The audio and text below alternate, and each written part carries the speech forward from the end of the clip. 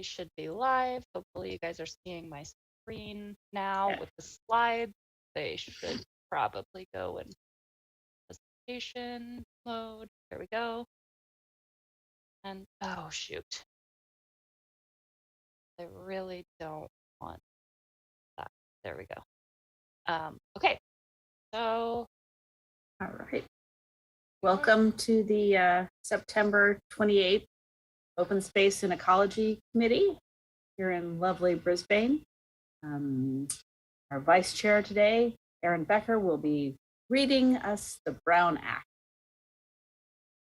If she's unmuted. If I'm unmuted. This meeting is compliant with the Ralph M. Brown Act as amended by California Assembly Bill number 361, effective September 16, 2021, providing for a public health emergency exception to the standard teleconference rules required by the Brown Act. The purpose of this is to provide a safe environment for the public, staff, and committee members while allowing for public participation. The public may address the committee using exclusively remote public comment options. The committee may take action on any item listed in the agenda. Public meeting videos. Members of the public may view the Open Space and Ecology Committee meeting by logging into the Zoom meeting listed below. Open Space and Ecology Committee meetings can also be viewed live and or on demand via the city's YouTube channel, www.youtube.com/BrisbaneCA, all one word, website. I got lost. Or on Comcast channel 727. Archive videos can be replayed on the city's website, http://brisbaneca.org/meetings. To address the committee, the Open Space and Ecology Committee OSEC meeting will be an exclusively virtual meeting. The OSEC agenda materials may be viewed online at www.brisbaneca.org at least 24 hours prior to a special meeting and at least 72 hours prior to a regular meeting. Remote public comments. Meeting participants are encouraged to submit public comments in writing in advance of the meeting. Aside from commenting while in the Zoom meeting, the following email and text line will also be monitored during the meeting, and public comments received will be read into the record during oral communications or during an item. The email is aetherton, Atherton, at brisbaneca.org. The Zoom meeting is www.brisbaneca.org/Zoom-OSEC. The meeting ID is 976-4295-0160. The passcode is 544-511, and the call-in number is 669-900-9128. Special assistance. If you need special assistance to participate in this meeting, please contact Adrian Etherton at aetherton@brisbaneca.org or 415-508-2118. Notification in advance of the meeting will enable the city to make reasonable arrangements to ensure accessibility to this meeting. Very good. Thank you. All right, I will call this meeting to order. Let's do the roll call. Erin Becker. I'm here. Donna Kelmes. Jason Noonan. Here. Glenn Fieldman. Here. Mary Rogers. Here. And Michelle Salmon. Here. All right. I'd like to call for the adoption of tonight's agenda. I move that we adopt the agenda. I don't think I got roll called. Oh, I'm sorry, Barbara. I'm Barbara Ebel for the roll call. Here. I'm sorry. You blinked off my screen. All right, we are all accounted and present. And again, I move that we adopt the agenda. Is there a second? Yep, I'll second it. For seconds, that. All right. roll call that, please. Do you want me to just go ahead and call the roll call, Donna? Sure. Okay. Salmon? Yes. Calmes? Yes. Becker? Yes. Fieldman, Yes. Rogers, Yes. Noonan, Yes. Ebel. I. Did I miss anyone? Mm-mm. Yes.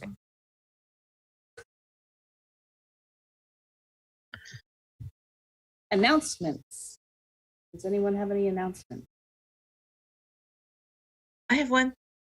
Mark your calendars for November 19th. I know that's a long ways away. It's a Saturday, late afternoon or early evening.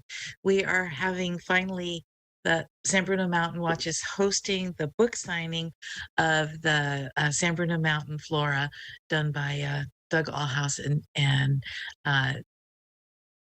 David. I can't think of David's last name. Anyway, it's really exciting. God, David Scully? Pardon? No, David not David Scully. Yes. Dr. David. I always call him Dr. David. I can't think of his last name. I'm sorry. Spacing out. But save November 19th. There will be hors d'oeuvres, cocktails, etc. Ticket prices include the book. So there you go. Thank you. Anything else? Nelson. Dr. Yeah. David Nelson. Sorry. I'm just gonna say out loud now that I probably have to back out of Day in the Park. Unfortunately, Traviata is not going to build itself. I tried to tell it to do that, but you know, the ship needs its captain.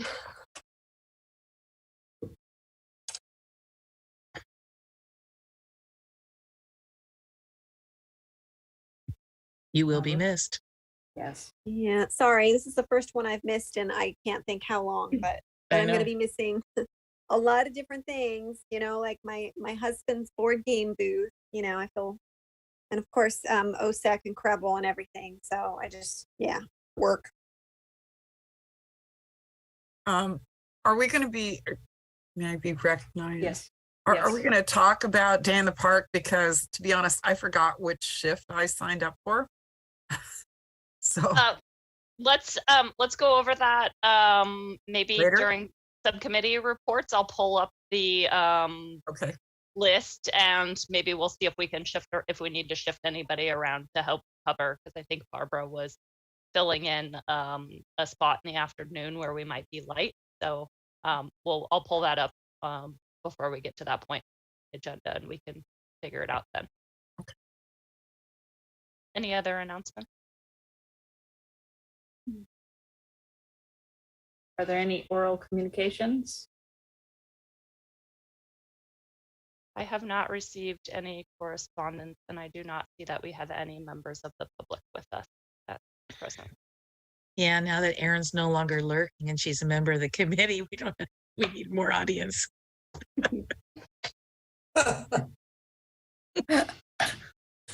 All right. You can put up a note for lurkers. All right. Well, I'd like to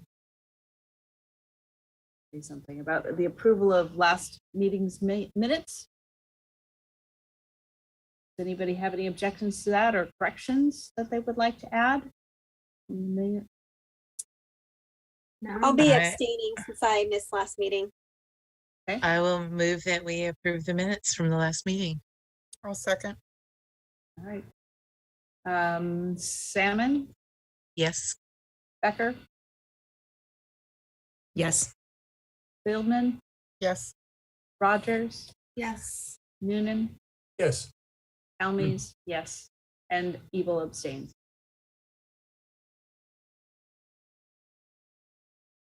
All right, new business. Yay. Right. I think probably everyone has been here for at least one of these annual presentations at this point in time. So not a whole lot of introduction needed, but maybe for anybody from the public watching, I'll just note that Teresa Montgomery from South San Francisco Scavenger is our, counterpart, and I think we are probably in touch with each other at least a couple of times a week this year with some of the big rollout of statewide programs going on. So she's a great partner for us, and we're glad to have her here with us again to give her annual diversion report. So Teresa, go ahead and take it away and just let me know when you're ready for a new slide. This is awesome. Can everybody hear me okay? All right, I'm on a new home computer, and so still learning my way around it. I always enjoy joining this group because this is preaching to the choir. So many like-minded people all working in the same direction. It's lovely. And so I will jump right in. As Adrienne said, I'm Teresa Montgomery. I'm Sustainability Manager for South San Francisco Scavenger.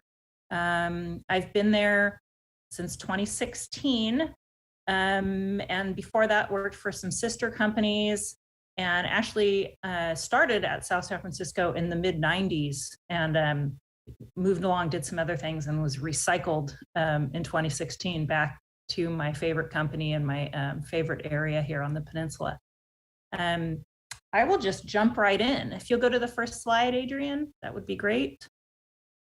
Adrienne and I have been working hard the last several weeks on our annual report for CalRecycle, and we're still working through all the details there. So I wasn't comfortable presenting data from 2021 just yet because it hasn't all been approved and cleared through the state. But looking at total disposal numbers for 2020, I thought was a good place to begin. If you'll recall, last year when we talked, I think there was some surprise over the state's calculation of how many pounds of trash are created per day per person in Brisbane. The way the state calculates that is pretty simple. It's every ton that goes to a California landfill has to be tied back to a jurisdiction. So what CalRecycle says is in 2020, they had 6,719 tons of garbage disposed of in California landfills that were reported as being generated from the city of Brisbane. So then what they do is they divide that number. They do the math. They convert from tons to pounds, and then they divide by the total population in Brisbane, and then by 365 days a year. And they come up with about 8 pounds of trash per person per day. And then they calculate it another way, not based on population, but based on employment. And when they do that, the number changes dramatically from 8 pounds per person today to 4.7 pounds per day per person. These numbers, I got to tell you, are quite interesting, because if you compare Brisbane to, say, South San Francisco, which is our immediate neighbor, in 2020, the math for them comes out to 3.4 pounds per person per day based on population. Wow. And 4.2 pounds per day based on employment numbers. Quite interesting, because when you look at Brisbane, we have the number of people that work in Brisbane is a lot higher than the number of people that live there. So that can skews the numbers a lot. Did I see a hand go up? Did somebody have a question? Yeah, I was going to ask you if you could explain the employment thing. The state keeps numbers on how many people are working. It's like daytime population versus nighttime population. Okay. And then I wanted to compare also Millbrae, which you might consider to be a little bit more like Brisbane, but it's actually not. There is far more residential in Millbrae than there is commercial. So their numbers calculate a lot differently. For them, the state estimates 2.7 pounds per person per day based on population. But get this, 11.2 pounds per day based on employment numbers. So it's because they have a much higher residential base than commercial. So, the pounds per day numbers are important, but less important than just looking at, the total amount that our city sent to a landfill in 2020 was 6,719 tons. It's quite a bit. But when you consider that we also are estimated to have recycled about 75% of our waste in 2020, think about how many tons would be disposed of if we weren't doing all the recycling and composting. So the state kind of made a change for years after AB 939 passed in the late 80s. They calculated things based on percent recycled, percent landfill. It was different. Now all the state really cares about is how much is going to the landfill. Mm-hmm. So just to be clear, that total would include things like construction waste that didn't get recycled but got sent to a landfill. Is that right? Correct. No. So that, that is when there's a lot of construction, if the material is not being handled responsibly, that can definitely, drive up your landfill numbers. But what I'm finding is almost all new construction is, the city is tracking what people are doing and holding them to a high standard of separating out their waste. And we're not seeing a whole lot of standard garbage come in construction and demolition loads. We're seeing wood and metal and materials that we can pull out and get recycled. So it's, what we're also seeing is because of the pandemic, I think, and because of drought, there's some changes in waste numbers lately. We get a lot less yard waste now than we once did, because a lot of people pulled out their lawn, put in native plants, put in things that don't have to be trimmed as often, and that affects things. And then just a shift, from the pandemic when a lot of people came home and were working from home, or even some people lost their jobs. And we got less commercial waste, but more residential waste. So things shift a little bit. But overall, I think we're fortunate in Brisbane, and that just the general personality of our community is that, the environment is important and everyone should do their part. So, and we offer all of the services that allow people to do their part. And that puts us ahead of many other jurisdictions in the state of California. Any other questions, or can I move to the next slide? It looks like we have a few hands up. Barbara looks to be first. Sure. Yeah, I was just wondering, I mean, their methodology seems really strange to me. It seems to me because you can throw out trash at work and you can throw out trash at home. And those are two separate accounts, and they're two separate sources as much as two different people are. Because my work, requires me to use products and dispose of them in a different way than I do at home. So it seems to me like the better methodology, and I suppose I'm just like barking at a tree right now, because it's not like Teresa's going to do anything about this, but would be residential population plus employment, number divided by residential population plus employment population. And that would help even out some of the disparities depending on what type of community you have. I follow your logic. I don't necessarily disagree, but I guess the state, they across the board, every jurisdiction is measured in this way. Mm-hmm. So it's definitely not a perfect way to calculate what's being done. And it's not the only thing that the state considers, but it is the main thing when they look at how much are you sending to the landfill, who's generating that. And I mean, the truth is that a huge portion of it is for sure coming from our businesses, but our businesses are also doing a whole lot of recycling and composting. But those numbers, the recycling and composting numbers, don't come into play here. This is purely, tons disposed of at the landfill. We have lots more hands. Who is next? I believe Mary is next. Yeah, I was. Excuse me. Do you happen to have 2019 stats handy? They're very similar. I looked them up a little bit earlier today, and I noticed that they were. Let me see if I have them in my notes here. But all I indicated was that they were very similar. Our amount of tons disposed of is still in that 6,000 range. There wasn't a big change. Okay. All righty. Thank you. Mm-hmm. Yeah, I guess from my perspective, having heard this presentation a few years in a row and worked on this reporting a few years now, it's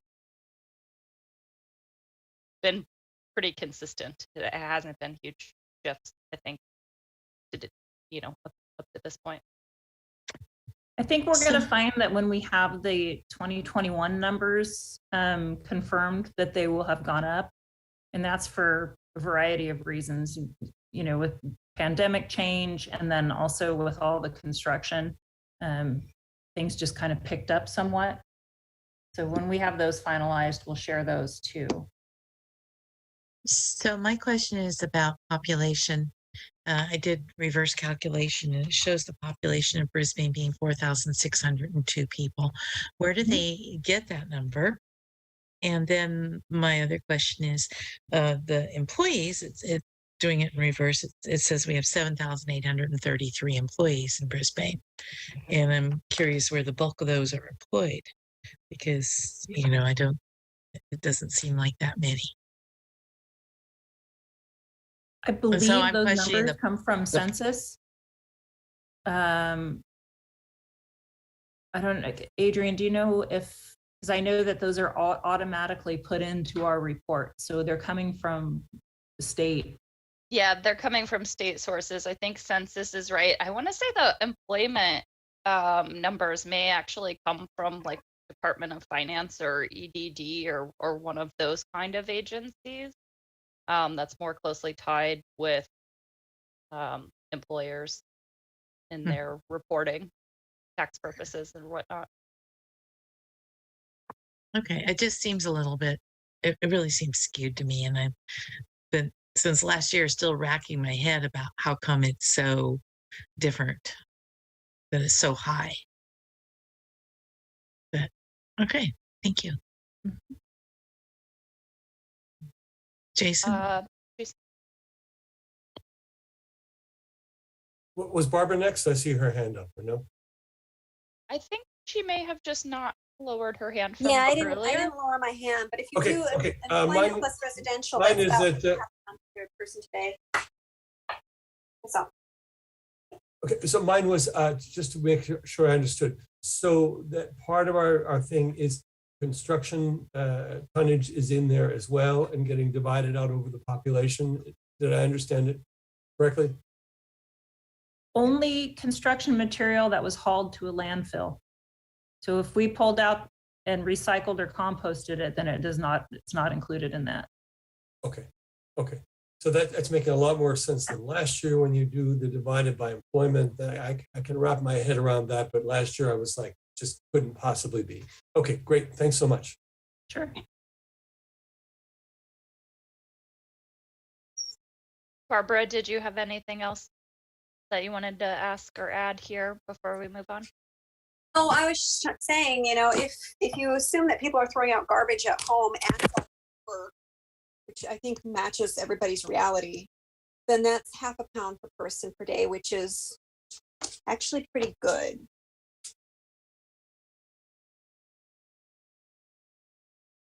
I'm muted. Oh. I think people only throw away at work the stuff that their garbage from eating at work and things like that. I don't think they carry stuff to work to actually throw it away. Oh, You no, might that be the wasn't what I was exception on that. saying. Oh, okay. No, but like when I do work at the opera, I create a certain amount of garbage there. Mm-hmm. And I don't take that home. Okay. Right, but we can't change the methodology no matter what, so. Yeah. Right. Bummer. I expect that it'll change sometime again. Yeah. And Seems- so what are you guys seeing that's being thrown out? I mean, what are we sending to landfill? And I'm sure you've already considered how it could be tackled. I will get to that in a little bit. I actually have a few pictures. Let's go ahead. Yeah. I jump in real quick to just mention that, we continue to do things like the county offers free online composting workshops. The city, in conjunction with Scavenger, have done the compost giveaways. I love the recycled art Trash to Treasure contest that we just finished taking entries from. That's super fun. We've just now got the annual yard waste collection put on the calendar for November. So we have all these great programs, and we continue to try to do outreach. Whatever we do is never enough. We can't seem to reach everyone all the time, but I feel very good about, we have all this, call it like triple coverage. I mean, we get the same message out through my company's social media, the city's social media, the Star, the Luminary. We've got stuff on electronic signboards on 101. We, we're doing as much as we can to get the word out, and still trying to find more ways to do so. I love that we get information in the city manager's weekly e-blasts. I have to mention, through Adrian and Randy in the Public Works Department, there was a direct mail campaign that went out to all of our commercial businesses who weren't subscribing to organics recycling service, telling them that they needed to start because it's required by state law and local ordinance. And that letter campaign was extremely effective. We have just about everybody on board with the commercial organics program that is required to at this time. Starting in January, we're going to push forward and try to get some of the smaller waste generators on board, but virtually all the larger generators, meaning businesses that create at least 2 cubic yards or more of waste per week, they now have a green bin, and that's fabulous. Let's see, I don't know if you've all been seeing the trash talk Q&As in the Luminary. Those have been fun to do. We've been trying to coordinate that with whatever the little Aussie the Organics cart ad is. And then Aussie shows up in all the other publications as well. And I don't know if you could tell from this slide, but I'm having probably a little bit too much fun dressing up Aussie. It's like playing with color forms when I was 6. I don't know if you guys remember those, but putting different things on him and giving him different expressions. I think people are getting used to seeing him and find him fun. I hope that's true, because he's going to continue into next year, and he may end up having a friend. If anyone has a great name for the blue cart, let me know. Let's see. I think that let's go to the next slide. Oh, wait, before we go to the next slide, I also wanted to mention I've been playing with more YouTube videos, very short ones that are about a minute or less, that just give somebody one little factoid. I talk like in the little clip on this slide, it's me with a Amazon mailer or some kind of mailer where it's got plastic bubbles on the inside. And I just spent 1 minute talking about mailers, mailer envelopes, and how they're either recyclable or trash and why. And so my hope is that by making these really short, people will watch them, not be overwhelmed, and then just, commit that little factoid to memory, and it'll help them to sort better. I also have the little Foodware Aware logo on this slide because I wanted to remind everyone that little new ordinance starts being enforceable on Saturday. So that's really exciting to me, because I see a lot of stuff. You asked what's in the trash. I see a lot of disposable foodware still in all 3 carts, sometimes correctly sorted, sometimes not. And this ordinance, getting it out there, getting more of our food vendors to try using reusable options. And if they're not able to do that, making sure that they're using compostable options, stuff that's truly compostable, not just marketed as compostable, but something that we actually can send to a composter.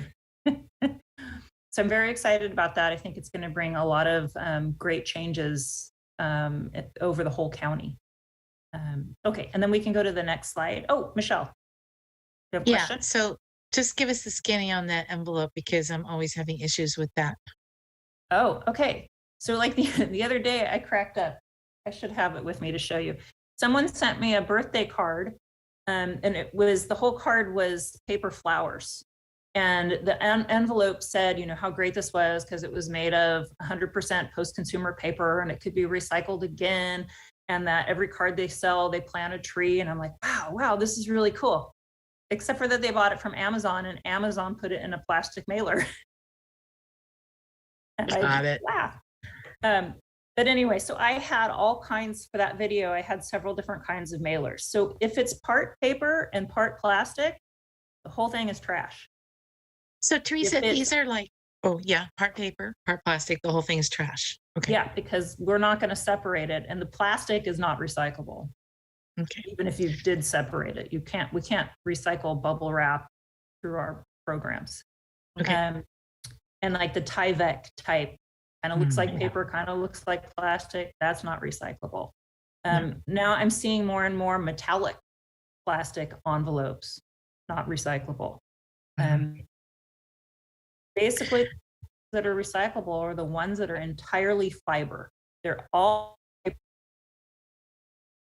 pressboard, paper, then that's fine. All the other types of mailers are garbage.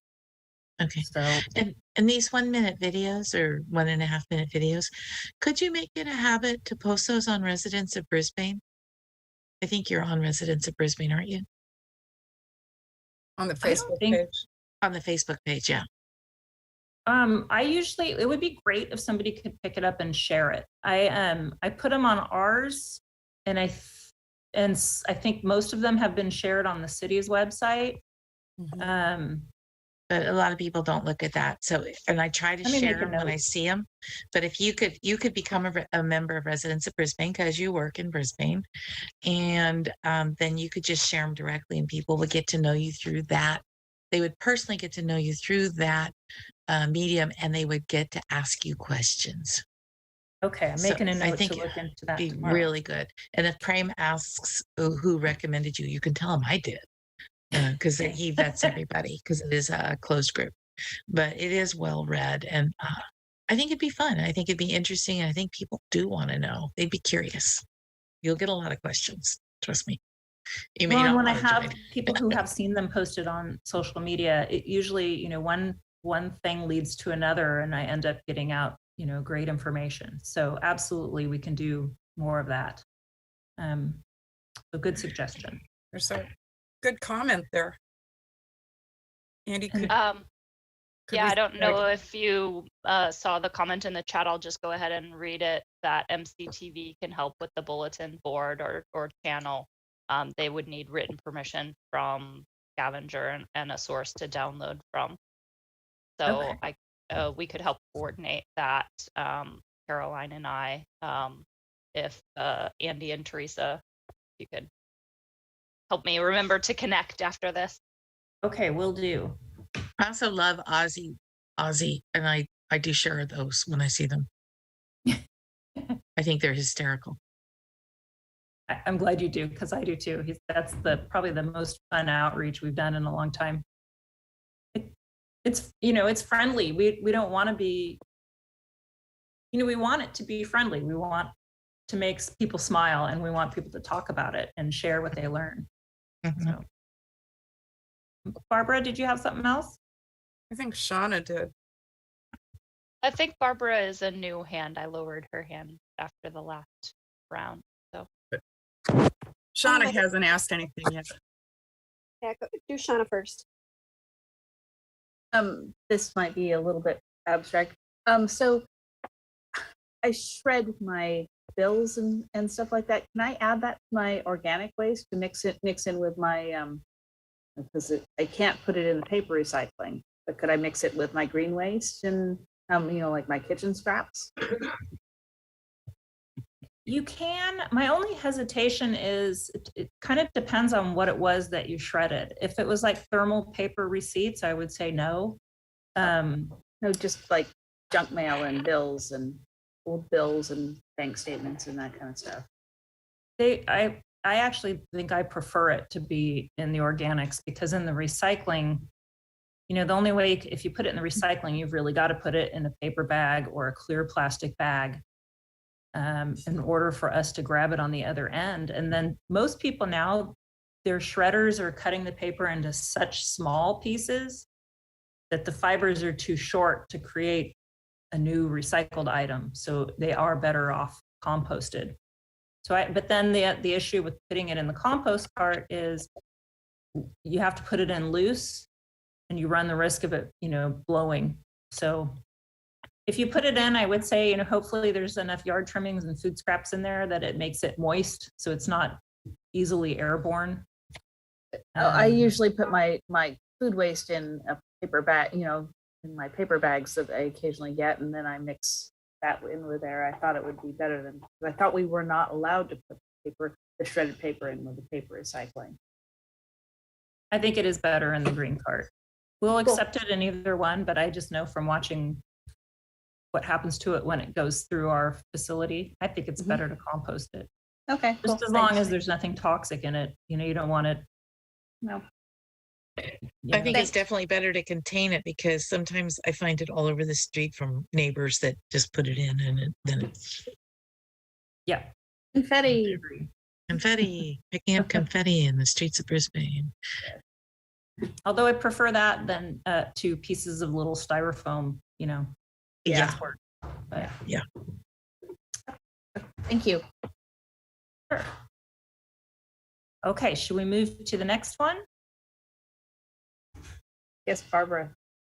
I just wanted to ask real quick about the 100, according to the film plastic recycling resources, the 100% plastic bubble mailers are recyclable through film plastic, and I'm just, as long as all labels and tape are taken off, which of course is a pain in the butt. But I just wanted to make sure that that was compatible with your program and the film plastic recycling we have here in Brisbane. So, the film plastic cannot be put in our recycling cart.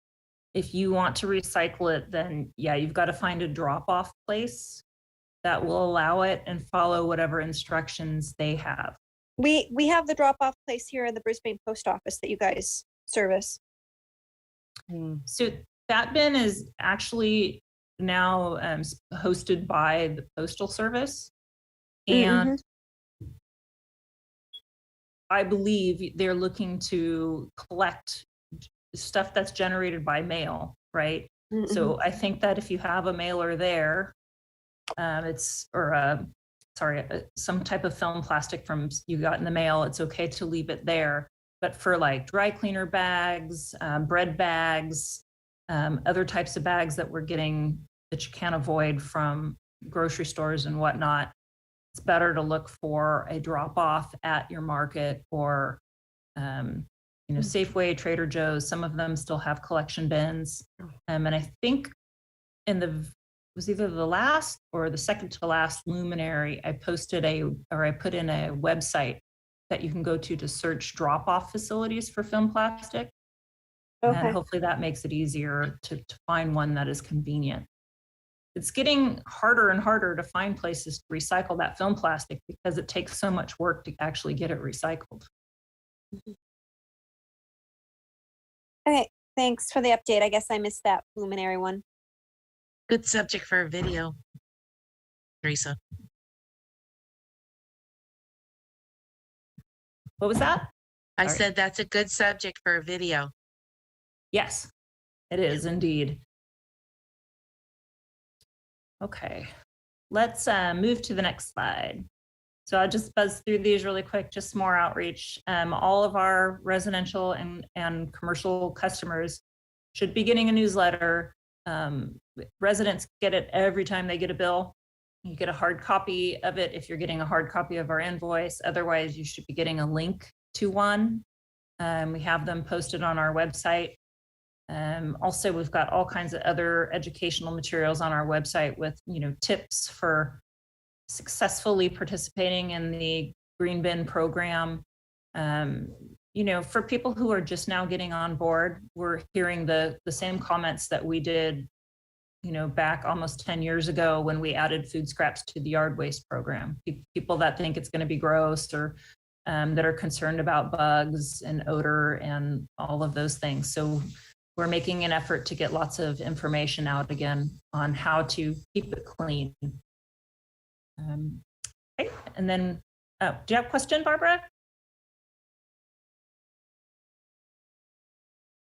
Your hands up, Barbara. She took it down. Okay, then we can go to the next one. Okay, so this is when we were saying, like, what are we seeing in the garbage? So we started doing lid flipping, which Senate Bill 1383, part of that requires that we periodically do random lid flipping. So we need to be checking in carts and bins all over the city to look for obvious problems. So we're not digging in the trash, we're not opening garbage bags, we're not being nosy per se. We're opening the lid and looking just to get an idea. Does somebody have the gist of this program or do they not? So the first picture there on the left is someone's garbage cart. You can see a plastic clamshell kind of on the bottom right that's full of food. Mm-hmm. So this was one that it was like obvious right away. Here's somebody who's not participating in the food waste program. If you zoomed in more on that photo, you'd see actually more fruit and different foods that were just thrown in there. A lot of times when we see a trash can that has food in it, either their green cart is not out, they're not using it at all, or their green cart is out and only has yard trimmings in it. So we're still seeing people who don't use their green cart the way it's meant to and that are putting too much organic material in their trash. So we need to make a change there. The pictures, the two littler pictures on the right are from green carts. So the number one problem we see in green carts is plastic bags. So when we also see like food bags where the inside of the food bag might be coated in plastic or foil, if that's the case, it's trash. It can't be composted if it's got plastic or foil on it. And then reminding people all the time that we really don't want to see any bags, even the ones that are marketed as being compostable, in the green carts. I looked in our receiving bay for green cart material just today, and I saw not a lot of bags, but a handful of them. So I know we have a lot of well-meaning people who are spending the money on these compostable bags, and they're participating in the food waste program, which we really appreciate. But we really still need to get the word out that the bags are a problem. In our anaerobic digesters, those bags act as a barrier. So what happens when stuff's in bags like this is when we spray the bacteria on the material to get it to break down, it can't get through the bag. So at the end of the digestion process, the bag and whatever was in it is undigested.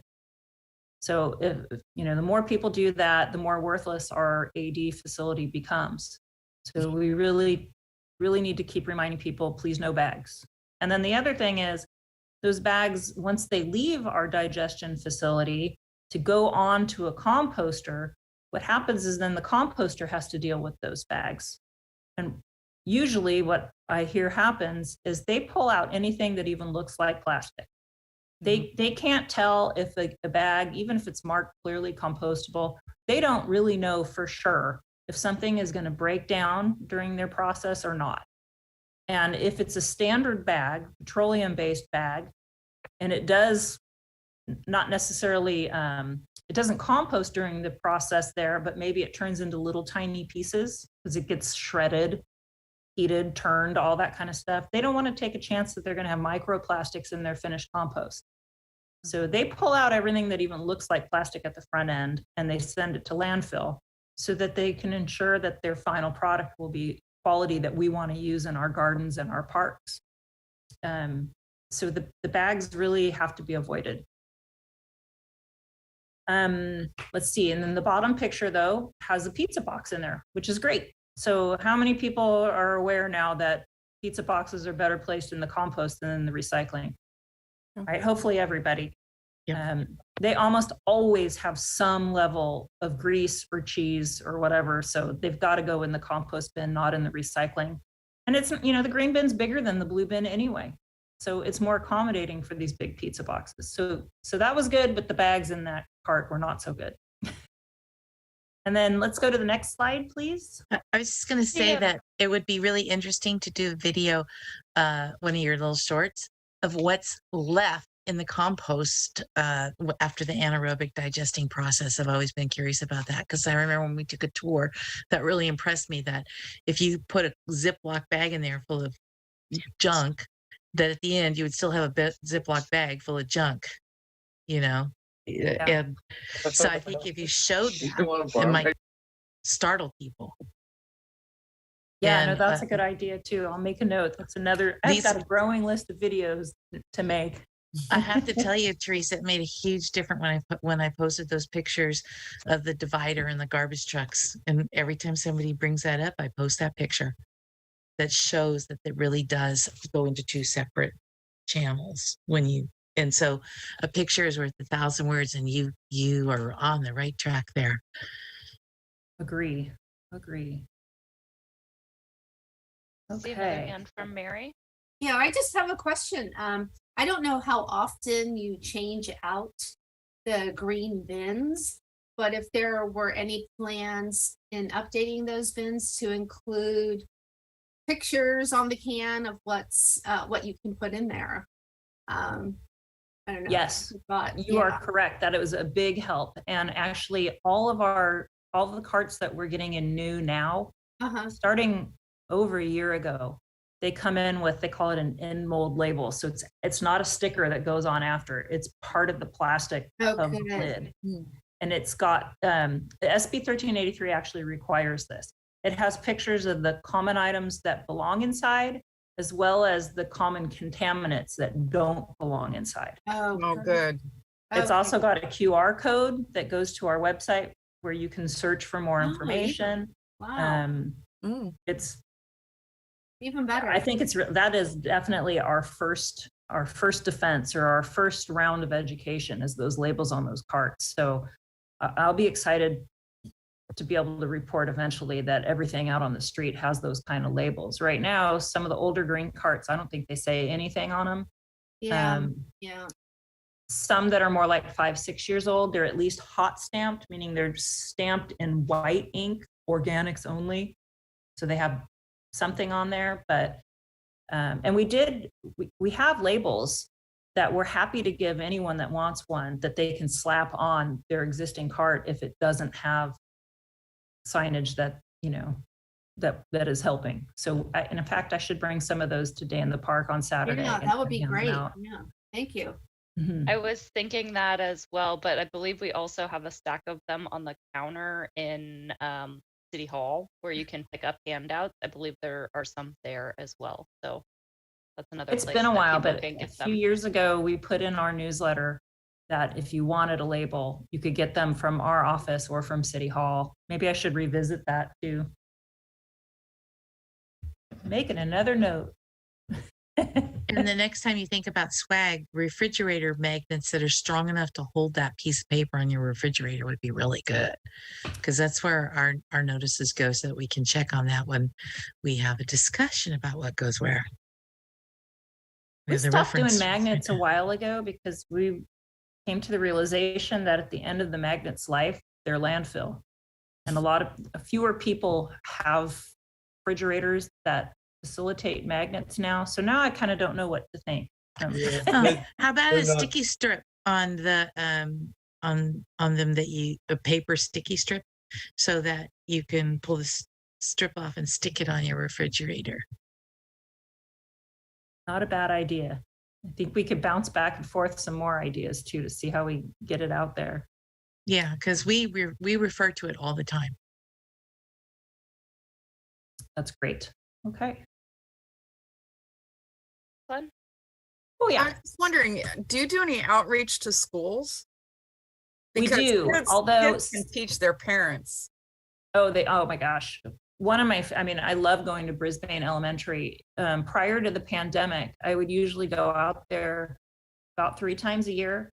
I would be invited to speak at one of their early morning assemblies, which is all of the students. And then I would return during lunchtime, and I could walk around and talk to kids about how their lunches were packed.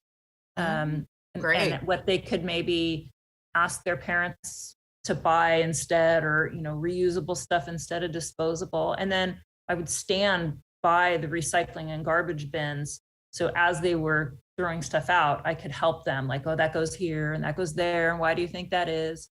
But I haven't been back since the pandemic. And I'm super excited though, because I'm hearing about all the great food that they're getting now.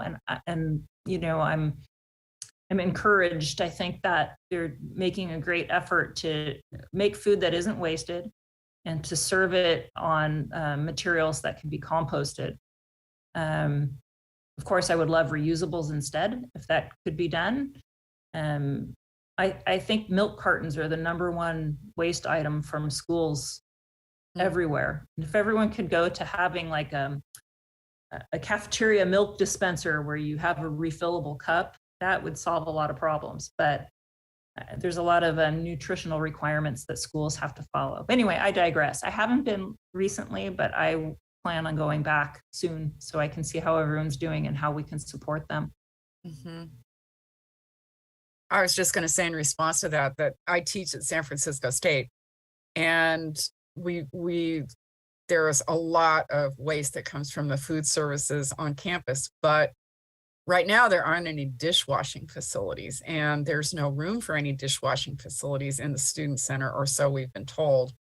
And so I suspect that probably a lot of schools are in that situation, that they don't really have any way to cope with reusables if they have them. They don't have any way to wash them and sanitize them.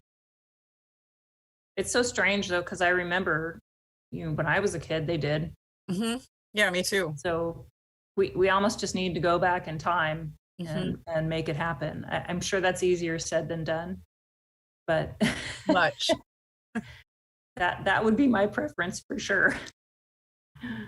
But at least if we can get away from serving stuff in containers that are part paper, part plastic, and the dreaded #6 plastic. I see so many schools that use the clamshells, the plastic clamshells that are #6. And they said, so you're, polystyrene, anyway, I go off topic on that for a very long time. And we don't have that problem in Brisbane. And I'm thankful for that. It would be a lot worse.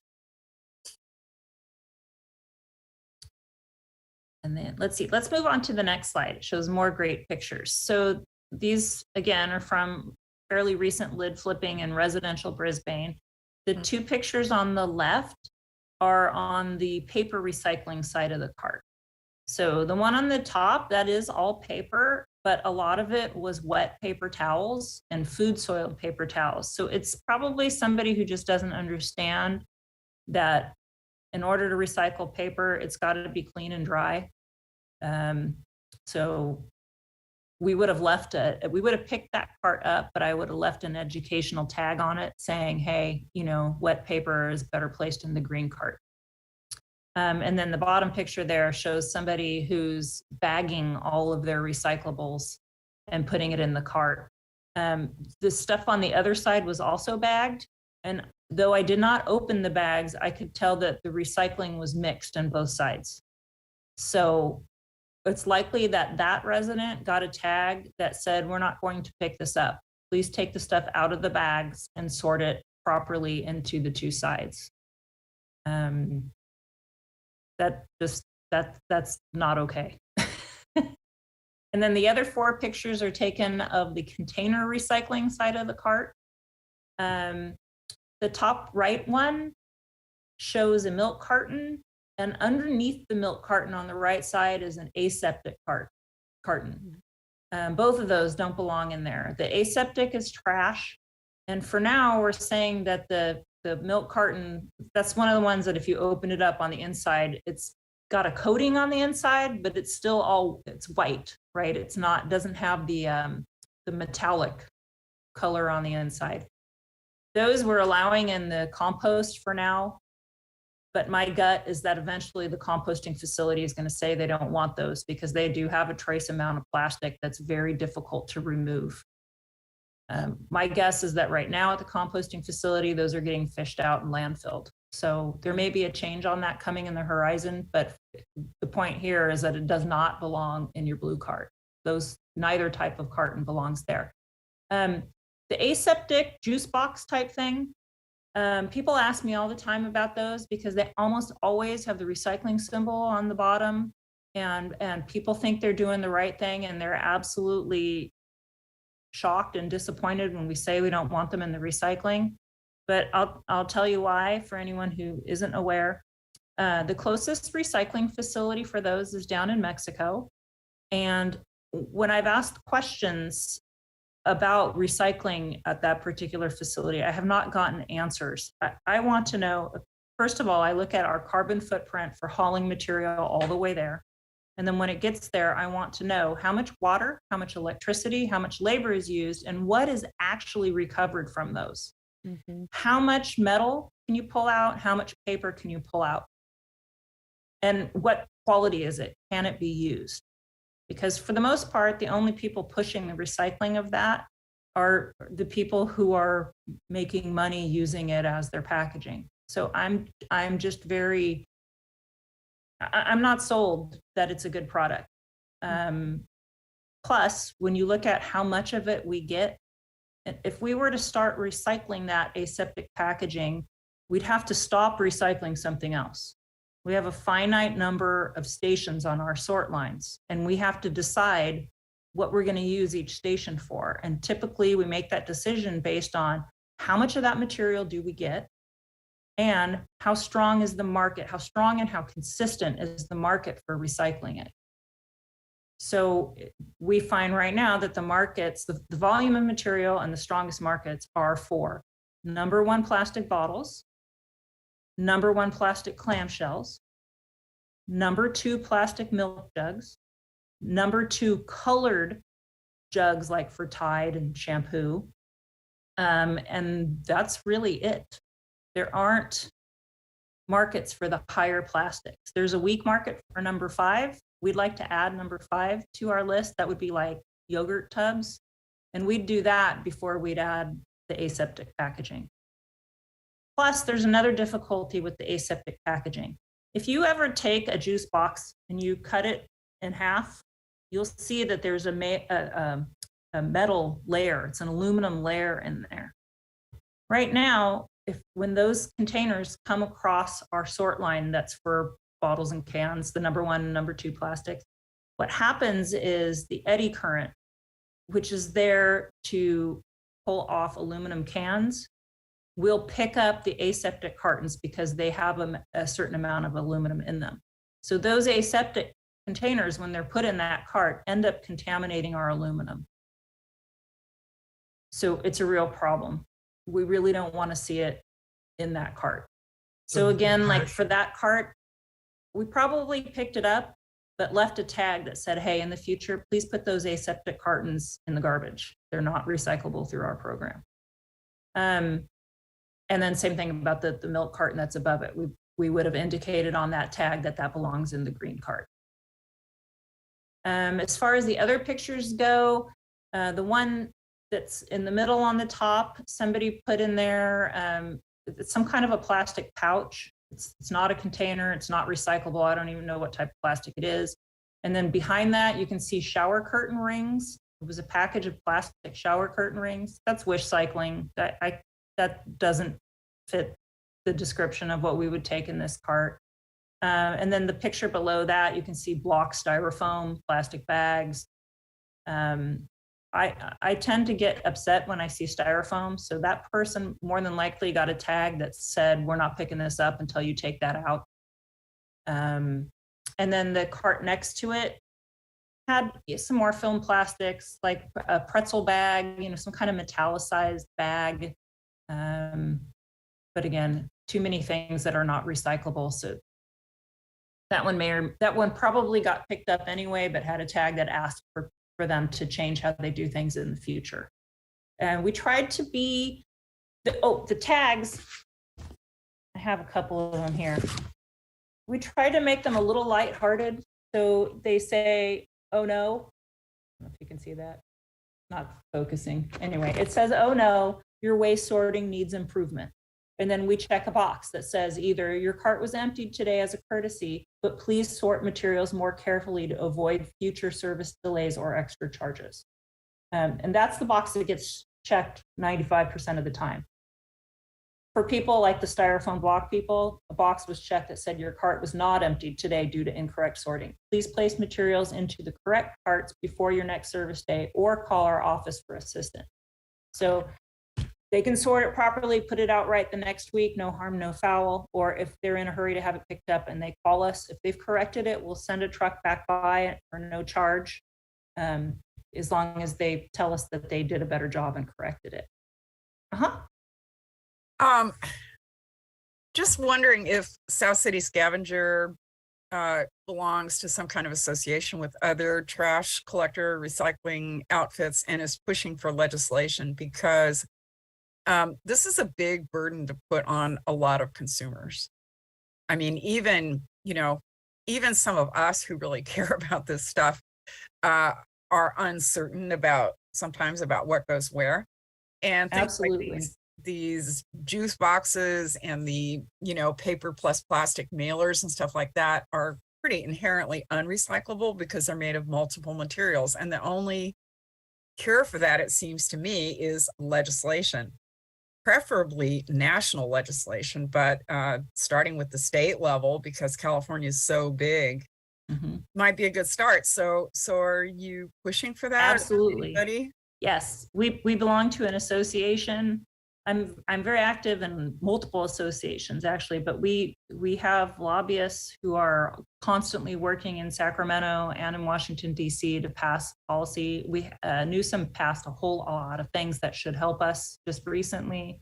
A couple things come to mind. I know you're not going to be able to buy mercury light bulbs in California coming up pretty soon. That's going to help because we see those all the time in the wrong bins. Vape pens. Right now, they're sold with evidently the packaging says disposable, which people think that means they just throw them in the trash. They're actually hazardous. So the new bill says that they have to be marked as hazardous, which is great.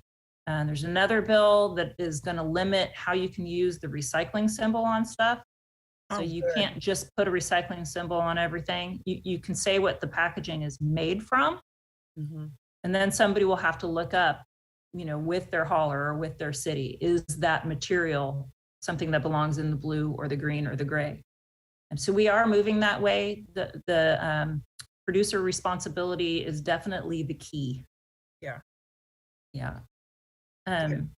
Shauna or Barbara? So I think what I had a question about is your tags. So say it was put on the container with all the blocks of styrofoam. Does it say the issue is styrofoam, or does it say what the issue is so that you don't just like have to guess? Or yes, no, okay, I was just curious. You can't see it too well on my camera, but the tag is very long. Oh, okay, cool. And it has, so I would have found the cart or the side of the blue cart and the list of common contaminants, and I would have checked the box so it's clear. I would have checked the box it's styrofoam that is the problem. Okay. Thank you. And if I found something that wasn't on my checkbox, then there's a line for writing in other, so I could write in whatever the explanation is. And then the back of the tag also gives a lot more information on why we're out tagging, about the split carts and how that works. So we tried to get as much information on this tag as we could, but it's a work in progress. We keep improving stuff as we go. You'd be surprised, when you go out there and flip lids, you see things you didn't expect, and then you have to change your outreach. Are you going to be at our table for the day in the park? Yes, I will be there Saturday from 10 to noon. Bring some of those tags so you can show people. Okay, Please. good idea. Yeah. Will do. Barbara?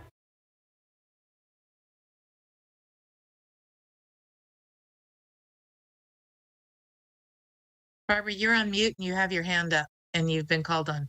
Yeah, no, sorry, give me a sec. I didn't actually hear what you said was hazardous waste when you were talking about new legislation. Mercury, CFLs, the curly cube and And also the vape pen. Yes, and the vape pens. That was a big deal.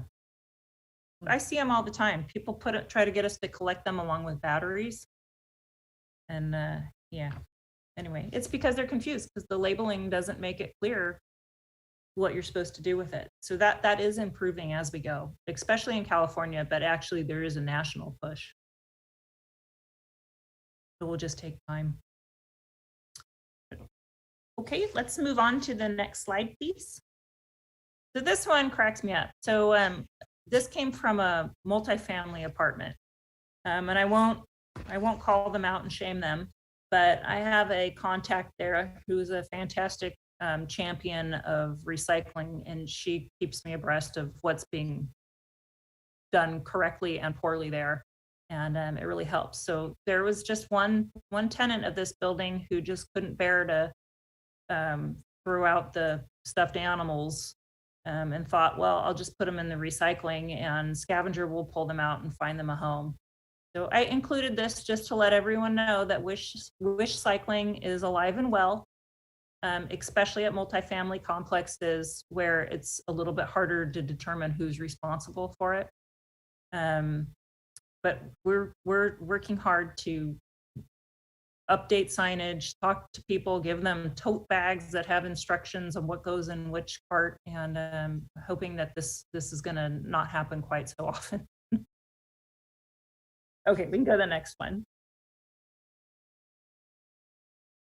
So something that we're doing on our end all the time too is we're trying to update all of our equipment. We want to be able to do everything that we can to make sure stuff is sorted properly so that we can recycle as much as we can. And we make sure that everything that leaves our transfer station to get recycled isn't contaminated. We don't want to be sending bales of cardboard somewhere that are full of glass bottles.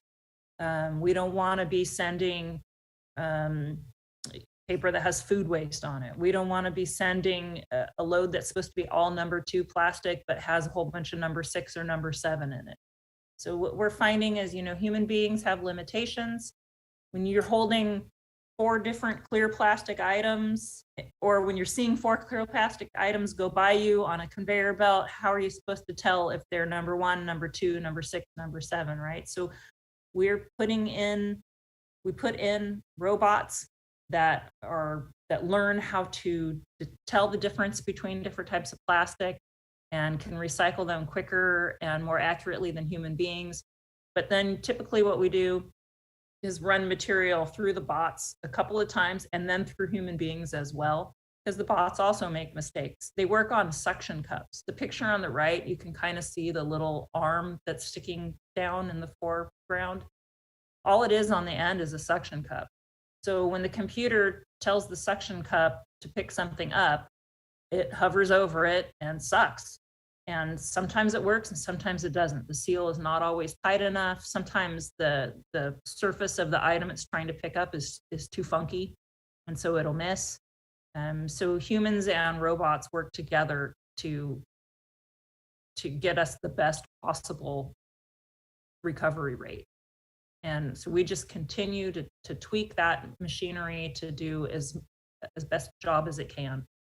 And then also just the way things are right now, we have inspectors that are coming periodically that are checking our loads of paper and cardboard to make sure that they're not contaminated. We haven't had any problems. We've been able to send all of our fiber bales out for recycling. Haven't had any problems really with our plastics either, knock on wood. So we feel like what we're doing is right and we're doing a good job. We're able to move stuff. The markets are all down right now. Material values across the board are lower than they've been in a super long time. So what that really means is, when the value of cardboard is up, you'll see all kinds of little pickup trucks driving all over town, taking stuff out of our bins, looking for stuff in the back of businesses. They're grabbing cardboard so they can go and sell it. Right now, you're not going to see any of them because it costs more for fuel to drive that truck than you're going to get when you try to sell it back. So, we ride these market waves as they go. We take them as they go. Right now, there's no value, but hopefully that will all come back up. See, what else did I want to mention here?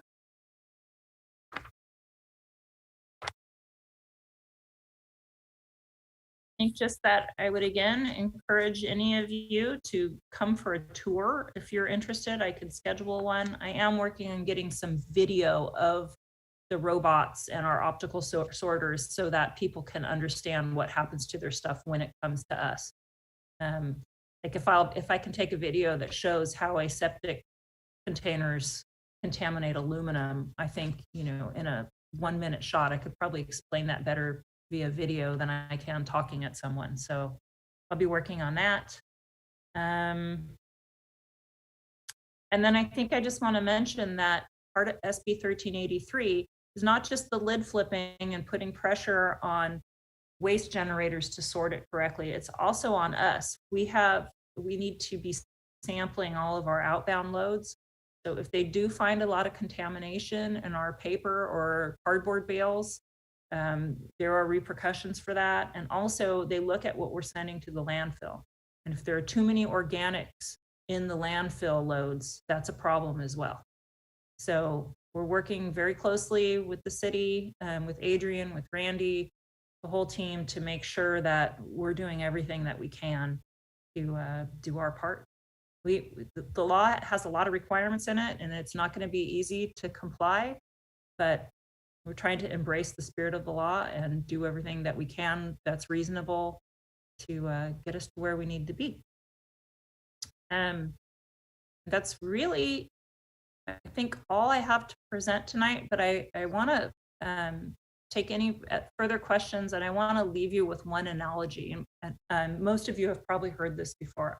I tell people all the time. In fact, I had a SF State tour today. I had about 20 students from SF State come in and walk through our whole facility.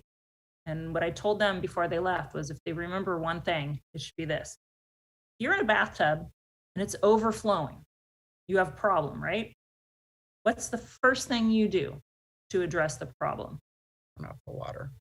Turn off the water, right? You get up and you just start mopping. Is that going to help in the long term? You're just going to keep having a problem, right? Well, at Scavenger, that's what we are. We're the mop. We're the mop. We're really good at mopping. We mop all day long, all the time. And we're doing the best we can to soak up everything that we can and keep it away from landfill. But if we don't turn off the spigot, we're going to be in big trouble. So it goes back to the comment about needing to have that legislation that pushes on producers to make sure that they're creating products and packaging that have a closed loop. So we work on that every day. And so I always remind people that what we're all doing is important, but what's even more important is the reduce and reuse. So we have to remain focused on those things. And I think Erin, you had a question? I do. I actually held all of my comments to the end because about 3 of my questions you answered as you went along. So trying to be somewhat efficient. I want to start by saying this is fantastic. I wasn't a committee member last year, but I watched this meeting last year and it was just so informative. I had so many questions and I still have so many questions. And no matter how hard I try, I'm always doing something wrong. And I will admit to wish cycling here and there. And I will blame it on San Francisco because I used to live there and they encourage it. They're, in such a push to get to, 99% of their waste diverted to recycling that they have you put a whole bunch of stuff in the bin that we probably shouldn't be putting in the bin. So I feel like, I know why I wish cycle and I just need more education. My husband had a fantastic idea for Reggie the recycling bin. Oh, I like it. Reggie. Okay. He's good. And then I've watched some of your short videos, but it's been a couple months. And so I'm not sure if you already have these, but I did have a couple that I would like to suggest. And one obviously is on wish cycling. Another one is on fake compostables in their marketing, which you mentioned. And I get asked by my friends all the time and they all say, it's okay, it's a compostable fork. And I'm like, you could just have a metal fork, or you could wash your plastic fork and then reuse that one instead of creating more stuff that's not really compostable. And then I have another one, and I think this is from my bad San Francisco training. Plastics that aren't bottle shaped, I never know what to do with. And especially those little things that sometimes you get a sauce in from a takeout place, the sauce on the side. It's not bottle shaped. It's maybe, some of them are number one. What do I do with those? And so the shape versus the number is something that I feel I need more training on. So I'm sure our citizens do as well. It's an interesting conundrum all the time. Many years ago, the decision was made to tell people that any rigid plastic container could be put in the blue cart under the blue lid.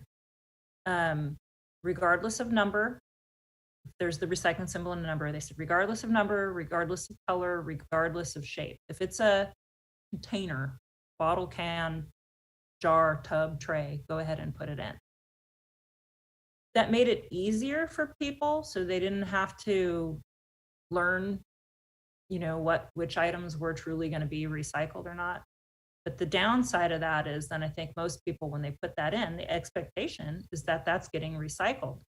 But if you come and you take a tour of our facility and you see that the types of plastic that we recycle are the number 1 plastic bottles and clamshells, number 2 milk jugs, and the number 2 colored bottles and jugs, and very little else. There's one more grade of plastic called MRP, stands for mixed rigid plastics. And if you look at those bales, it's not stuff that comes in a residential recycling cart. It usually comes in by self-haul, people that come straight to Blue Line, or from larger recycling bins, like 3 and 4 cubic yard bins at a business.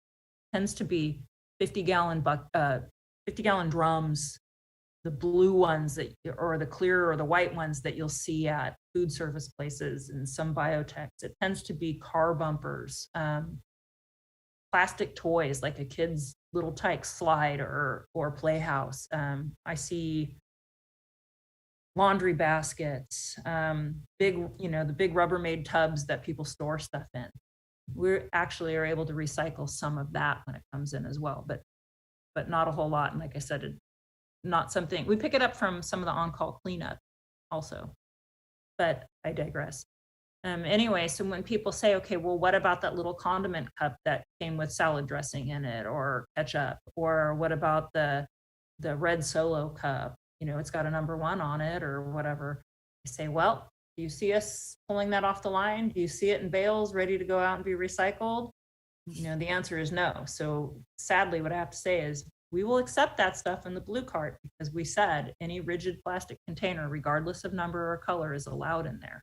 But the truth is that stuff goes over the line and ends up going to the landfill because we're not able to, it doesn't pencil out to recycle those items. So it's kind of a downer when you come to that conclusion. But I don't ever like to answer a question with nothing positive in it. So I will say this. I've noticed that Taco Bells all over the place don't use plastic condiment cups anymore. I have a kid who loves Taco Bell, I'll admit it. And even their little nacho cheese or whatever all comes in a brown paper little container. Oh.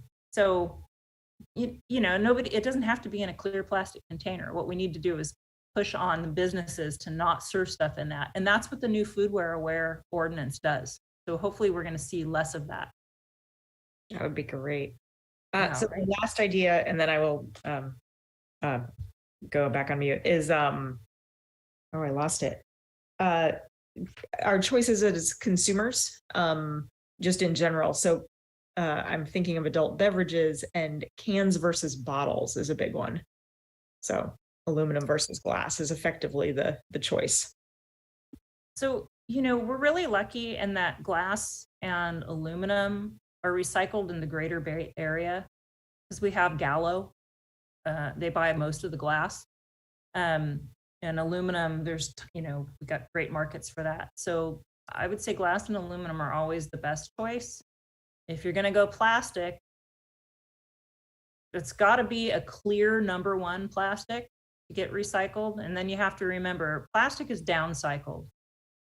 That plastic bottle that you buy for whatever drink in it, that bottle, it's unlikely that it's going to come back as a bottle. You might have some recycled content in a new plastic bottle, but probably that plastic is going to come back as fill in a ski jacket or a stuffed animal or a pillow, or it's going to come back in carpet or automobile upholstery or something. It's going to be downcycled.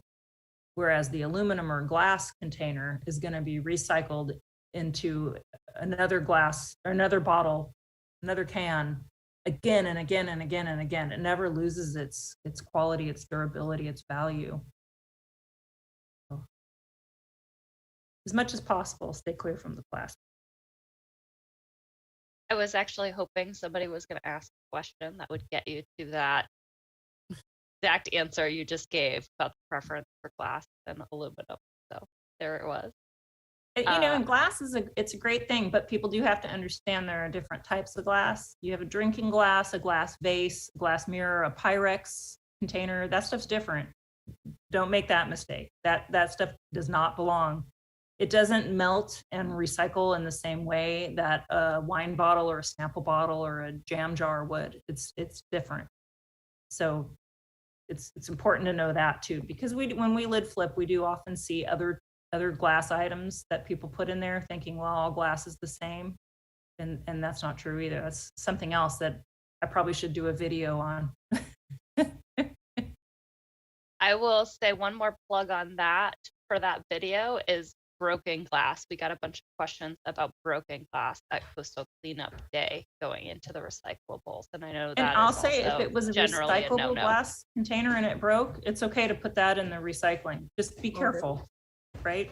But if it was a, you know, broken light bulb, broken Pyrex, then no, then it's garbage. Mary, who is next? You are next. Mary's next. Has any thought been given to putting the burden on the producers, or they should, you know, color code the glass or color code the plastic, so it makes it easier on the consumer on what to recycle and what's garbage? Because I know I'm guilty of putting the wrong stuff in the wrong bin.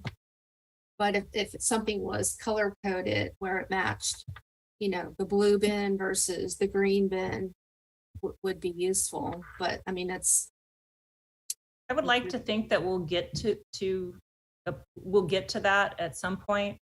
Right now, the problem is sorting capabilities and access to recycling market varies. You know, if we were talking right now from, I don't know, Chula Vista, I might change my tune on aseptic packaging because suddenly the transportation to the recycling facility is not as big of a factor, right?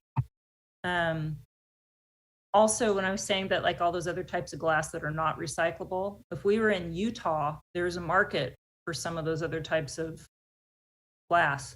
They use it to make abrasive product, but it's not feasible for us here. So it's kind of hard to do generic packaging. But what they can do is at least, you know, tell you what something is made from, so that you have half a chance of being able to look it up and do the right thing with it. It can't just put it's recyclable. Yeah, you're also up against all the advertising and marketing of materials, Mary, and that is a powerful lobby. And so it really, I mean, just to change some of the things of postal to make it easier to deliver mail and recycled undeliverable mail was like years in the making against advertisers. So I have a couple questions. One, this debate came up recently about plastic empty engine oil containers, like for people who change their own oil. And somebody put it in the recycle bin at the club, and I said, you cannot recycle that. That is it had oil in it. And somebody else was like, yeah, I can, it's empty. I'm like, I don't think you should. So I'd like the word on that. That's kind of an interesting question. It comes up periodically.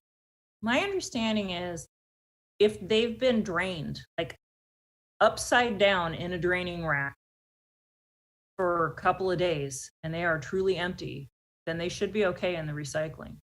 Okay. And then along with that is sometimes when we're talking about those little plastic containers and all that, or some other items that could be recycled. Right now with our current drought situation, sometimes I find myself, is it worth the water to wash it out or not? You know, and So I find myself in that kind of mode of like, is it really going to get recycled and is it worth the water to wash it out? Well, now that I can focus on plastics 1 and 2, I will be able to make a more informed decision on that. And then the third thing is at our house, we have kind of a little rule of thumb about what goes in the recycling. And it's like, Dan, when in doubt, throw it out. Because, and I'm because we take it seriously. We really have really upped our game. But if we're not sure and it might pollute the recycle stream, we throw it out because it's not worth throwing away, 1 or 2 things that are going to pollute the stream when everything else we're throwing away is kind of pure. So I don't know. Thoughts on that? Say a couple things. One more thing popped into my head about used oil too. I do always recommend that they keep the oil jugs and then refill them with the used oil, and then put them out for collection and recycling in their original container. Yeah, that's not going to happen at the yacht club. Those people don't have garages. But that is one thing to do. And then your next question. Dang it, I should have written it Water down. versus plastic. Oh, so because we do recycling of paper products separate from containers, we're kind of lucky because, if you're putting say a peanut butter jar in with paper, if you have single stream recycling like they do in San Francisco, what happens is then, that peanut butter jar or that ketchup jar that still has ketchup in it, in the recycling truck, it gets compacted and that ketchup will get on the paper and it'll degrade the quality of the paper and you got a problem. For us, the way they recycle aluminum, plastic, and glass tolerates food residue. So the main reason you want something to be empty and dry and to rinse it if you can is because it keeps your cart cleaner. Oh, okay.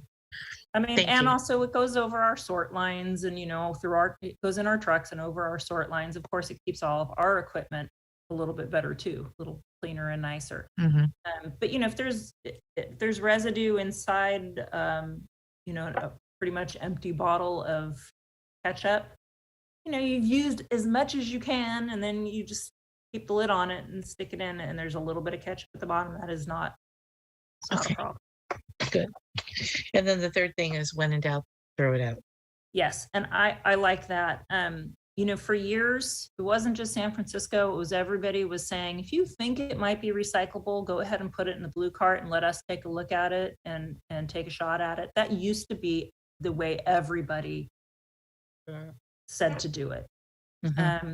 And that was when, there was a lot more tolerance for contamination in the paper and cardboard bales, and we didn't have quite as many state regulations. But what I found by doing that is it just made people worse consumers. I don't know if worse is the right word, right? But you try to get everybody to shop Smart. with knowledge in mind. If you know that something is going to end up in the trash in a couple of months, you shouldn't buy it. When you're shopping for gifts for people and the holidays are coming up, I always tell people, don't buy all the plastic junky crud that's going to end up in the trash on January 1st. Keep in mind what's durable, and then when something is at the end of its life, what is truly recyclable or what can be repaired and regifted. Make better choices. Don't buy the stuff that is going to that you're going to want to wish cycle but can't. So yeah, when in doubt, throw it out. It gets really cut and dry when you tour our facility and you see that we're limited by space and sorting capabilities and that we have to make decisions based on that. And unfortunately, the other stuff does not get recovered. Yep. So yeah, if you know that we're not shipping something out for recycling and it's going to landfill, then do us a favor and put it in the garbage cart to begin with. Okay.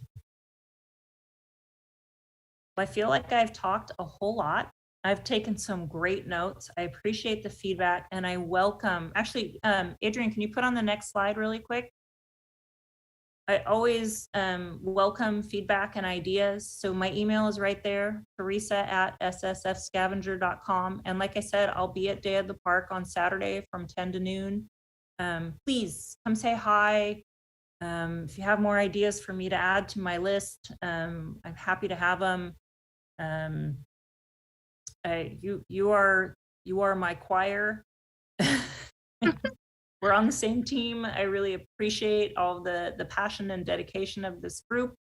If I would pat you all on the back if we were in person and say thank you for taking your personal time to work on this committee. And as much as you can help me spread the word on all of these sorting tips and everything, I much appreciate it. Thank you, So- Teresa.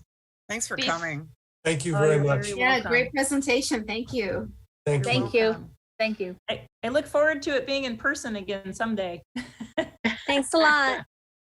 You're welcome. Before we go, and yes, many thanks, Teresa, for this and so many other things that you do for the city and work with us on.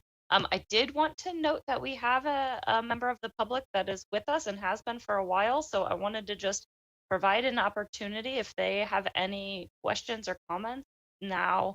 Might be a good time before Teresa jumps off, or we will have other opportunity with other agenda items. But if you'd like to speak, I'll go ahead and give you that opportunity now if you'd like. And if you don't want to, that's okay too.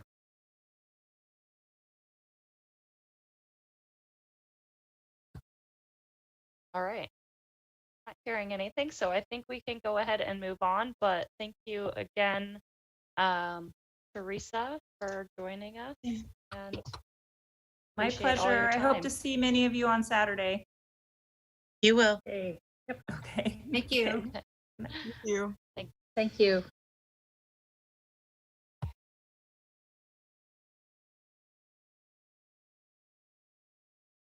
Our next agenda item is going to require me to switch the screen share, so hold tight 1 second.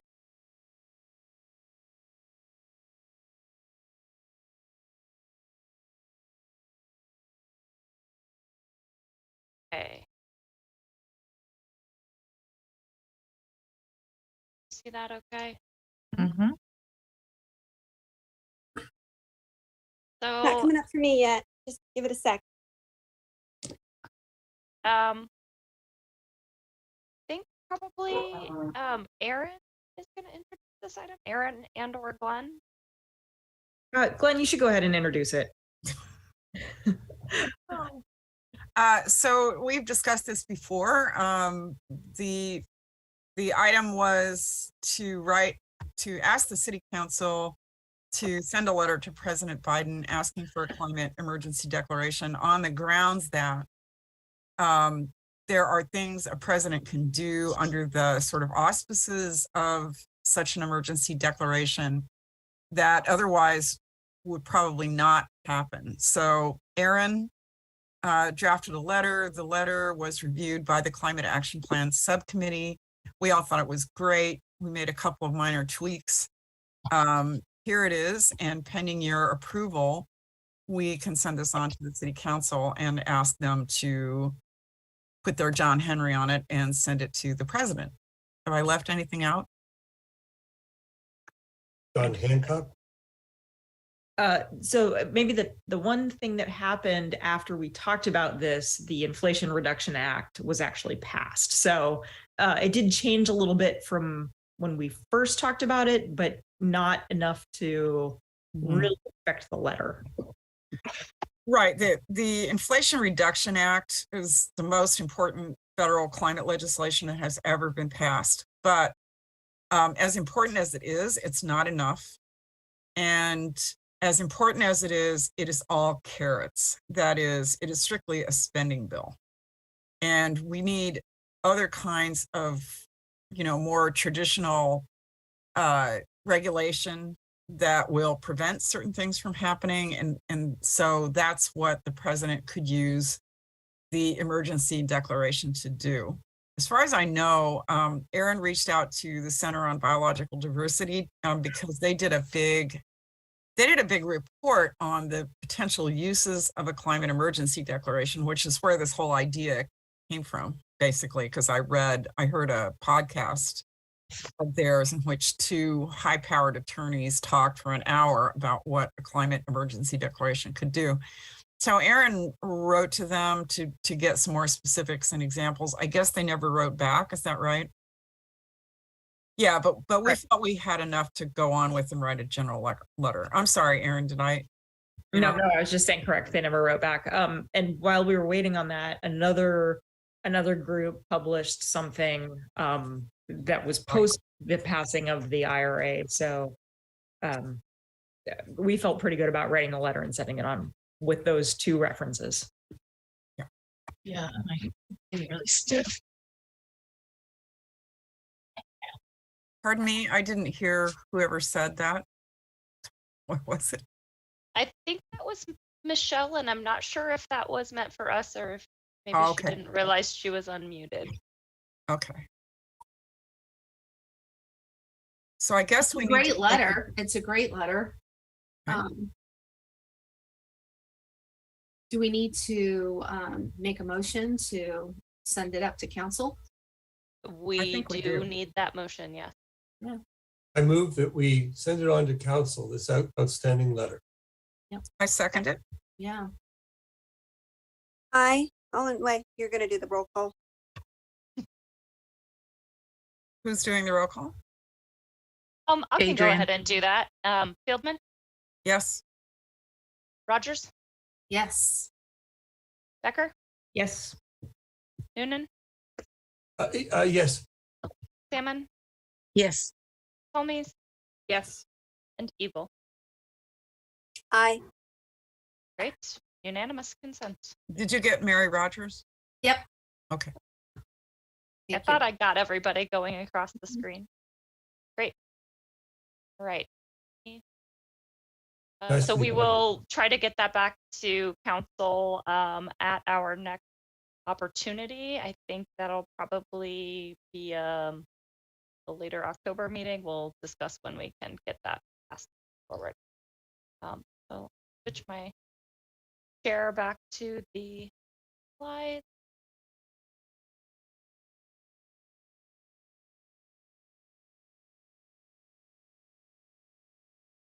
For staff update.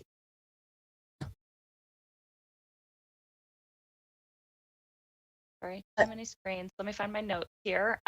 So I hopefully will not forget any because I didn't write my notes until just before the meeting. We have a couple of projects that were recently completed. The water bottle filling station for the police department, which was part of a small grant from the San Mateo County Office of Sustainability through their 4 R's program. So this afternoon, I dropped off the hydro flask bottles for the police department to the commander and a couple other staff members that were around, and they were very excited about them. We also had the heat pump water heater installed at City Hall last week. There's a few finishing touches that need to be completed, including the inspection tomorrow, but that is in and functioning. So that one's been in the works for a long time as well, and very exciting to have that in place now. Also long in the work, and I almost don't want to tell you because I don't want to jinx it, but we have a technician scheduled to replace the modem next Tuesday at the Brisbane Village fast charger. And hopefully this will in fact solve the problems and make that charger usable again. There was supply chain issues. It took a very long time for them to get the part. Fingers crossed, this is gonna finally get us back in business over there. Oh, that's great. I have a report on Coastal Cleanup Day. So that was week and a half or so ago, I guess it is now. We had about 25 attendees. A few of them brought their own bag or bucket. We collected about 12 bags of recyclables, which we estimated at 150 pounds. A lot more recyclables at the marina than I would say we typically have in some of our other cleanups. There were just a lot of glass bottles and aluminum cans out there. An additional 30 bags of trash, estimated at about 250 pounds, plus some bulky items, a recliner, some lumber, a mattress, some bicycles that I think we're going to have to get picked up from Caltrans because they were actually up in their area. So those were being coordinated with the marina staff for later pickup. Not a lot of really unusual items for us this year, just a ton of bottles and cans and bottle caps and of course cigarette butts. A couple of volunteers estimated they picked up at least 500 cigarette butts themselves. We figure we had at least 1,400 or more cigarette butts picked up from this location. So I apologize that I didn't get my pictures added to the slide, but suffice it to say it was a pretty good pile of trash, and like last year, a lot of it very small trash. So really, the marina staff was very appreciative that we were able to host it out there. They asked if we were coming back next week or next month. I said, I don't know about that, but if ever you're up for, plogging or your own personal little cleanup, I understand that the marina parking lot collect waste very rapidly. And so there's your individual volunteer activity if you feel so inclined. I was in San Diego last week for the California Climate and Energy Collaborative's annual forum. It was the first in-person conference in a few years. It was excellent. Really great information, sessions, networking, just a lot to digest and catch up from and try to incorporate into our work. And I think the sentiment overall from the conference was just that there's a lot of great work happening across the state, and there's a lot of partnerships being built to really move us forward towards our goals. So it was very energizing and inspiring and nice to be back in that kind of a setting. And if you've been in touch with me in the last week and I've been slow to respond to you, that is why. And then the last item that I had in my notes is just a reminder to set up your city email if you haven't yet. I think most of you have, but there might be one or two still haven't yet done that. So please do that ASAP so we can make that switch over to using those for communication going forward. And also, if you haven't, send me your favorite picture or headshot so we can update that committee member slide we will have in a couple of slides here from some of our very dated Zoom pictures from a few years ago. That does it for me. Karen or Rachel? I didn't prepare staff update because everything, I knew you'd talk about all the projects and everything I worked on is subcommittee stuff that's going to come up. But I was just thinking about the email updates are that we should, when we switch over, we should probably send an email that says we're going to start using the email. But I know that the city did make business cards for people, and it just occurred to me that if anyone's going to be at the park doesn't have them, we can bring them over. Oh, that'd be good. I see Michelle Al has. had hers. And Complete Streets is going to have a booth this year for the first time. That one, so we might be next outside. Fun. Does the whole committee need to hear about the letter we sent to the nursery, or does that go somewhere else? Oh, you know what? I was going to do that in committee member updates. Okay. Or we could do it maybe a subcommittee item. Okay, it's not really a subcommittee item, but whatever. The committee member. updates? Rachel? I can offer just a brief update on the building efficiency program. Adrian and I are working on some just sort of boring bureaucratic stuff, getting ready for transitioning to new software, and then also preparing next year for new potential audit requirements for buildings that are not high performing that fall under the commercial category. So that's what we've been working on. Cool. Okay. If no questions, I will go ahead and push us along to subcommittee report. Climate action plan. I'm forgetting, guys. Did we meet Not since last meeting. since the last meeting? Yeah, we were trying to schedule a meeting, and I don't think we've got that on the calendar yet. Was that the one for October 5th that it was supposed to be this week, but it had to be rescheduled? That was Dark Skies. Oh, sorry. Got bumped. So I think we were looking at maybe week after, possibly the October 12th or 13th. I absolutely cannot do that week at all. All right. I think those were the kind of last 2 dates I had on the doodle. So I think we'll probably have to look at, oh, wait, no, sorry. There was one more, October 24th, Monday. If you guys want to quick check your calendars, we can confirm it. Otherwise. What time? I think we're still looking at the 6:15 time, Barbara. I hate that, but okay. Yeah, This is Dark Skies, right? No, this Cap. is my Cap bad. subcommittee. Oh, sorry. yeah, I can make the Monday. I can as well. Yeah, I can too. All right, great. I will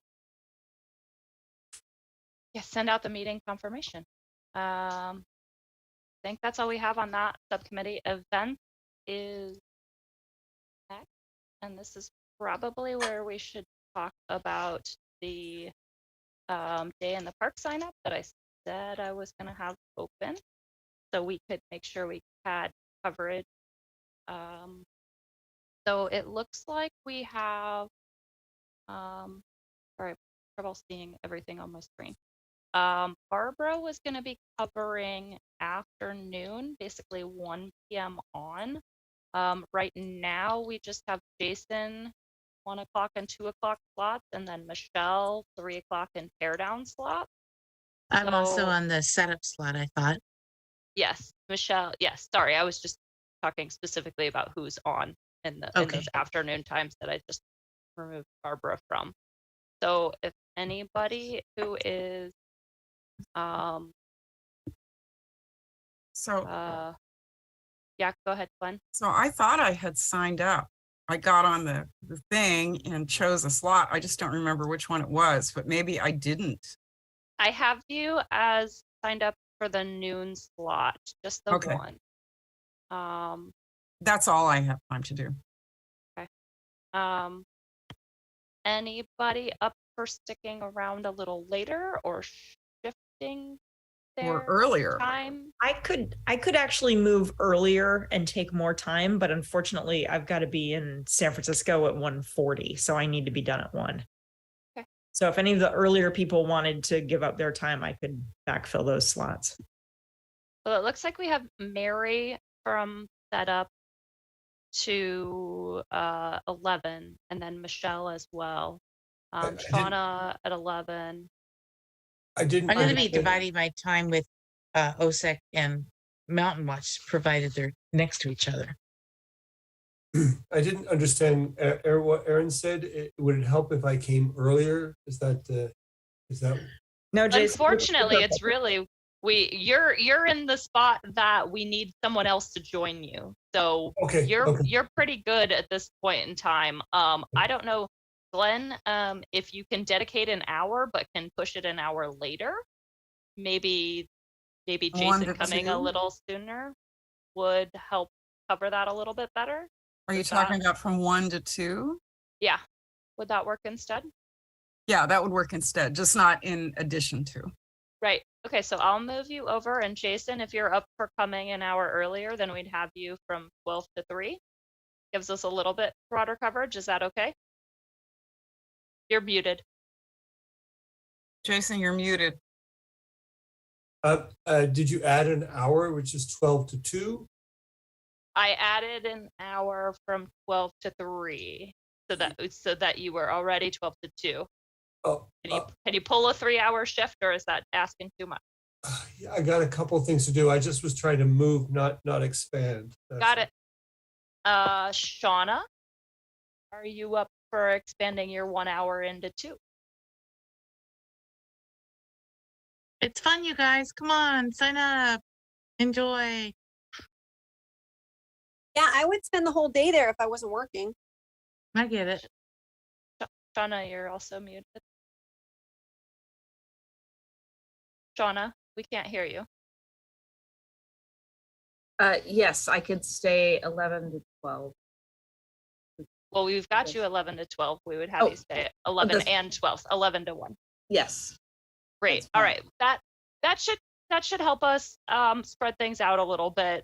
We'll still probably be a little bit light in the afternoon. I will try to make sure I get a break before we get down to just single OSEC members, and I'll be there in the afternoon. And the afternoon is usually getting pretty light anyhow. So, hopefully that won't be a problem. It looks like we should have pretty decent coverage otherwise. Does everybody know when you are scheduled, or would you like me to read that off? Could you read that off? Yeah. So we have Mary and Michelle both starting at setup at 9 a.m. with me and continuing through 11. At 11, we'll switch to Shauna and Aaron, and you two will have the basically 11 o'clock to 1 o'clock shift together. At 1 o'clock, Jason and Glenn will come in. Glenn will stick around for an hour, Jason for 2 hours, and then Michelle will help me in that final hour and tear down. And that's at what time? 2:33? Yeah. Okay. You know what? I think that's probably only an hour at that point in time, not Yeah. actually 2. I think I messed up that. Kind of scheduling. depends, because sometimes we get that last rush of kids are like, oh, wait, don't stop yet. All right. Okay. Yeah. I Thanks, think everybody. one hell for day in the park. And Ooh, one more all right. question. Sure. Do we have enough entries to have our kind of like second little gallery kind of thing? I am trying to coordinate with the entries to make sure they can all bring them in person. I think we'll have a nice but smallish gallery. Okay. And Michelle, if you want to bring your Mother items from Earth? prior years, we can Yeah. go ahead and include that, because I think we'll have space for additional items, so we can supplement with a couple additional items. We'll just make sure that it's clear that they're not It's part of the display People's only. Choice Yeah. contest. Yeah. Well, Okay. I'm probably going to put together both those paper ballot to have a few of, but then have a QR code and have it go to a Google form, so that we don't have to have paper for anybody who's willing to do it through the QR code. Okay. We'll do ballots that way. So they just won't have options to vote on, Yeah. those things. Got it. That's how that's getting set up. Okay. Any other questions on day in the park?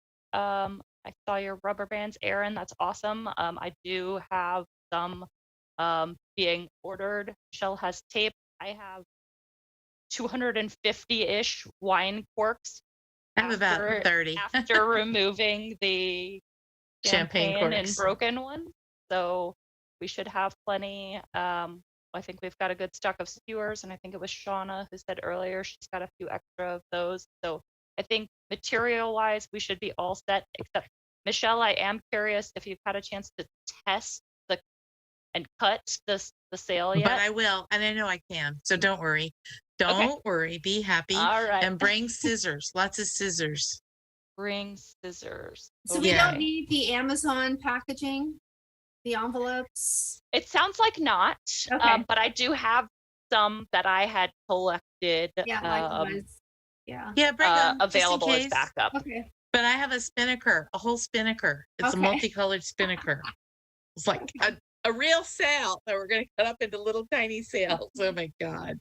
I'm like, really, Dylan, I really only need probably a couple yards because you're getting the whole thing. Okay. It's like, You want okay. it, you got it.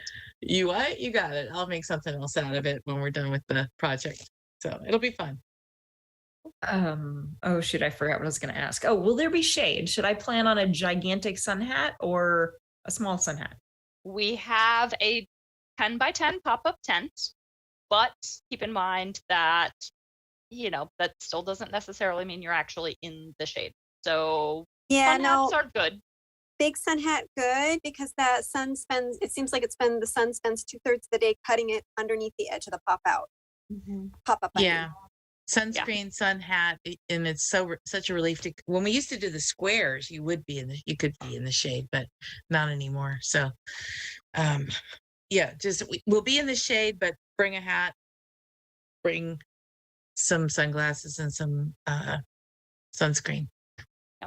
And It's then a we long will day. have one table for handouts. I'm still working on getting a few of those things together, including some kind of handout about home improvements and electrification. I've got a couple of really good samples that I picked up at the conference that I'm going to try to emulate, assuming I can find time in the next 2 days to work that out. Adrian, are you going to bring weights of any kind to put on those?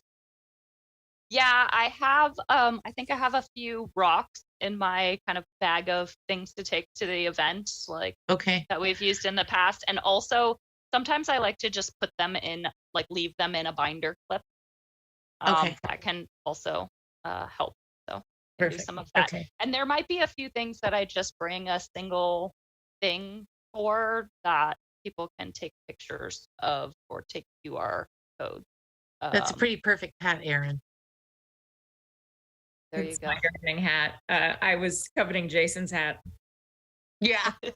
Zorro. And also, there will be, Lions Club barbecue, other food, beer and wine. Bring your money. Just saying. Bring your money. All Yeah. right. Good stuff. I think that's it for the event subcommittee. Education and outreach. I don't think we have any updates there. No updates. We haven't met, but Adrian and I have talked about a STAR article on natural gas and why it needs to go away. So I'm going to be writing that. Oh, thank you. Yeah, I think that came up from a last OSEC or maybe a couple meetings ago. So we've got that on tap, and then also we'll note that Caroline and I were in touch today about a couple of additions to our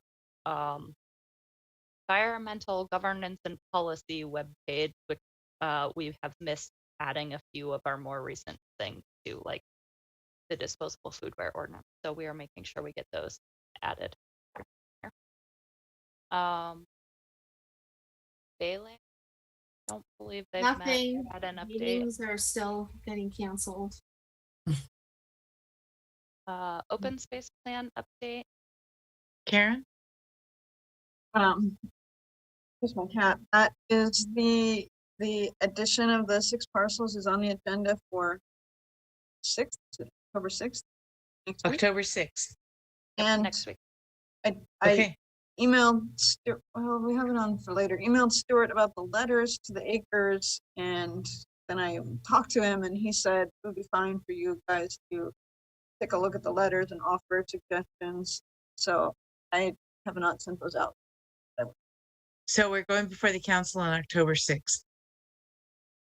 Okay. I've got it marked. I'm already going to that meeting. So yes, please. Okay. Thanks, Karen. Thank you, Karen. Yep.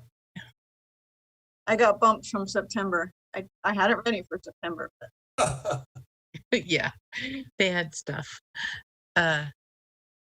Crocker Trail frog habitat. Oh my Yeah. God, that's so it's damn exciting. Mary, Yes, you want to talk it about is, it? yeah. So we met on Monday, September the 12th at noon. Karen and Adrian were there, Michelle, Sean, and myself.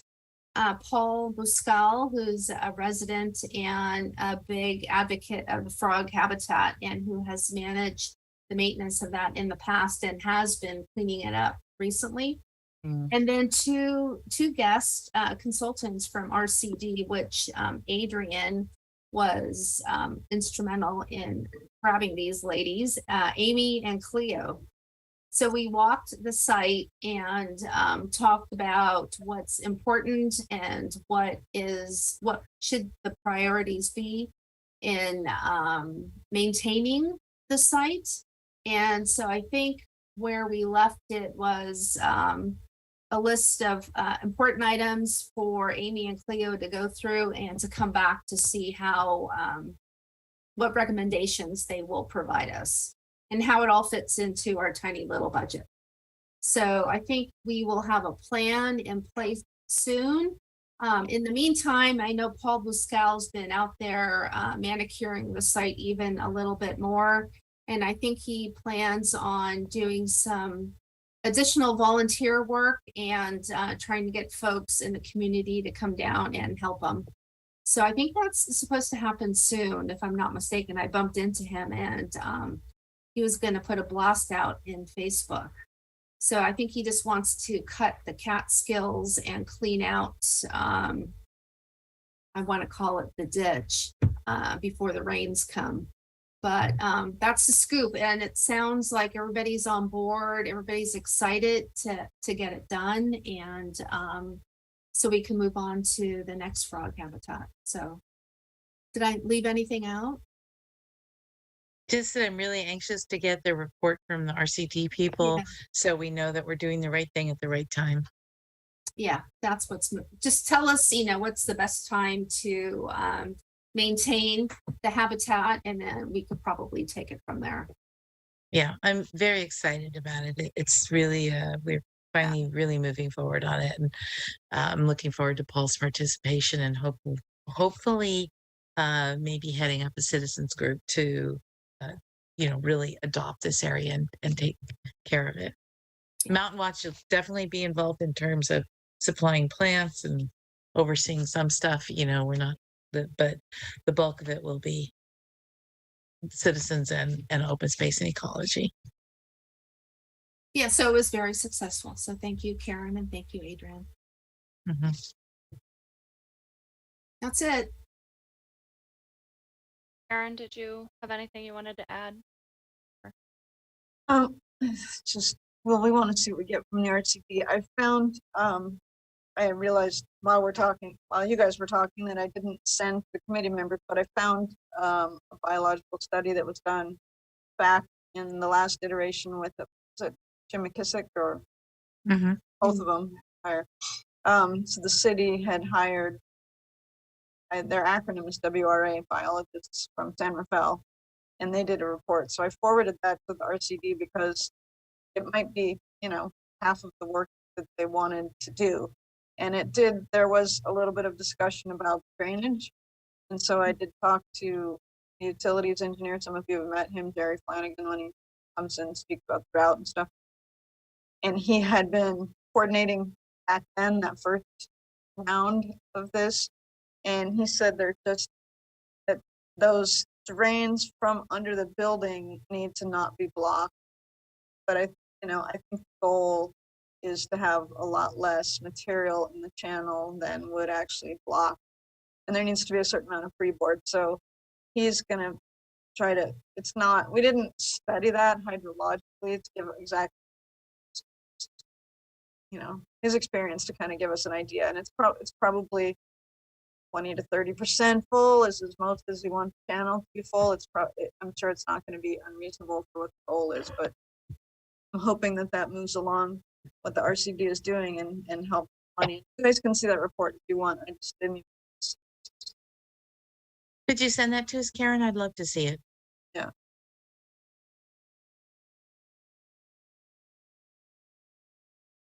Thank you for doing that and talking with Jerry and sending that on to RCD.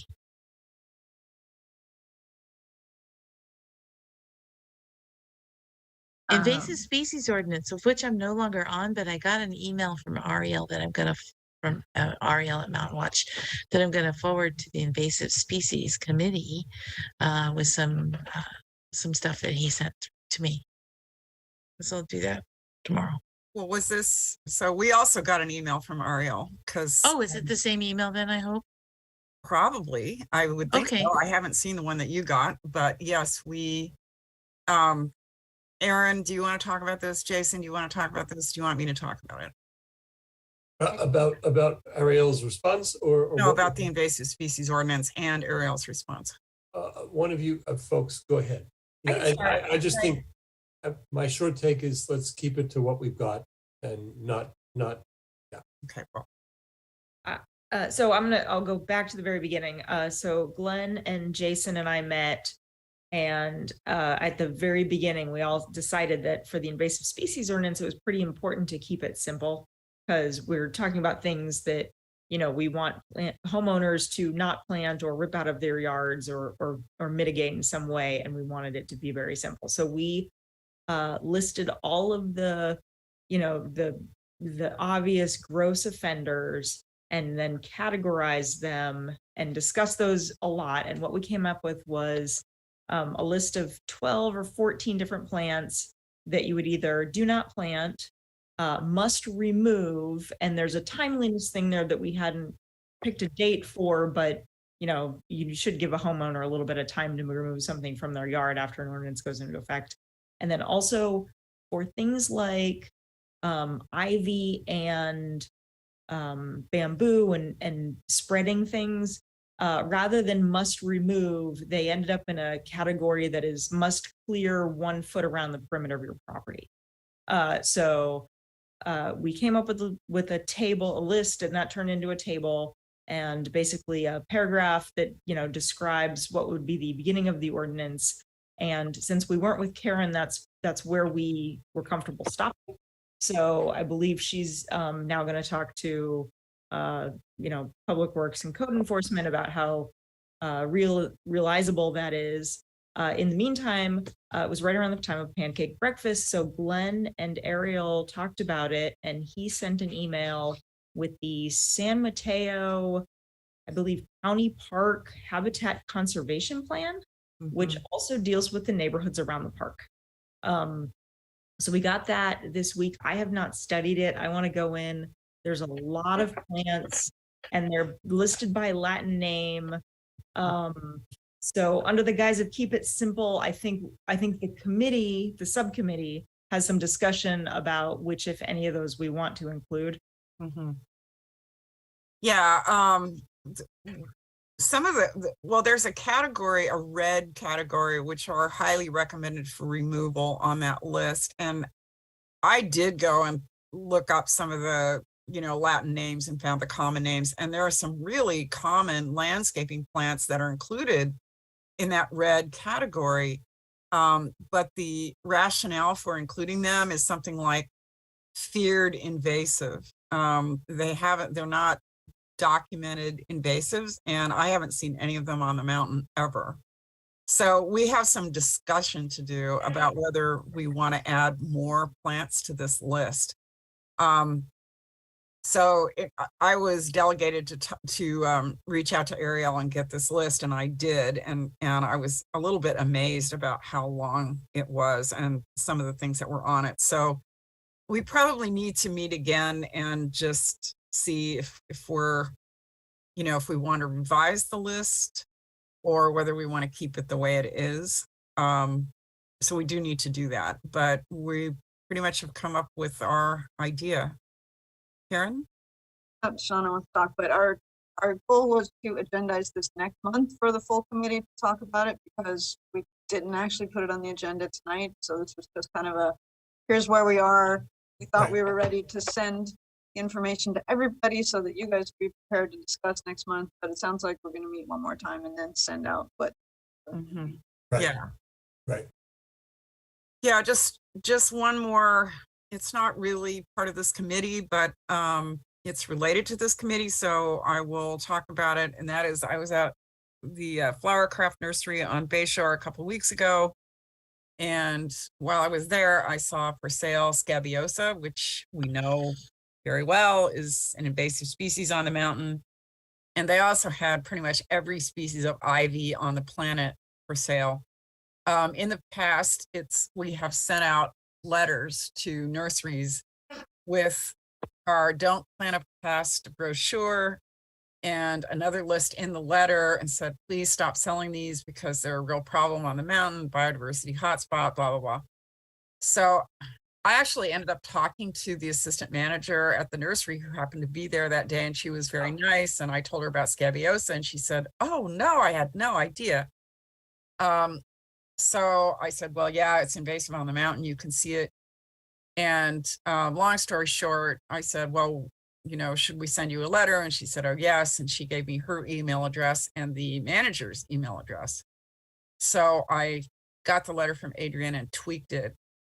And we'll personalize it with their names. And assuming Shauna approves, she can sign it and we'll send it.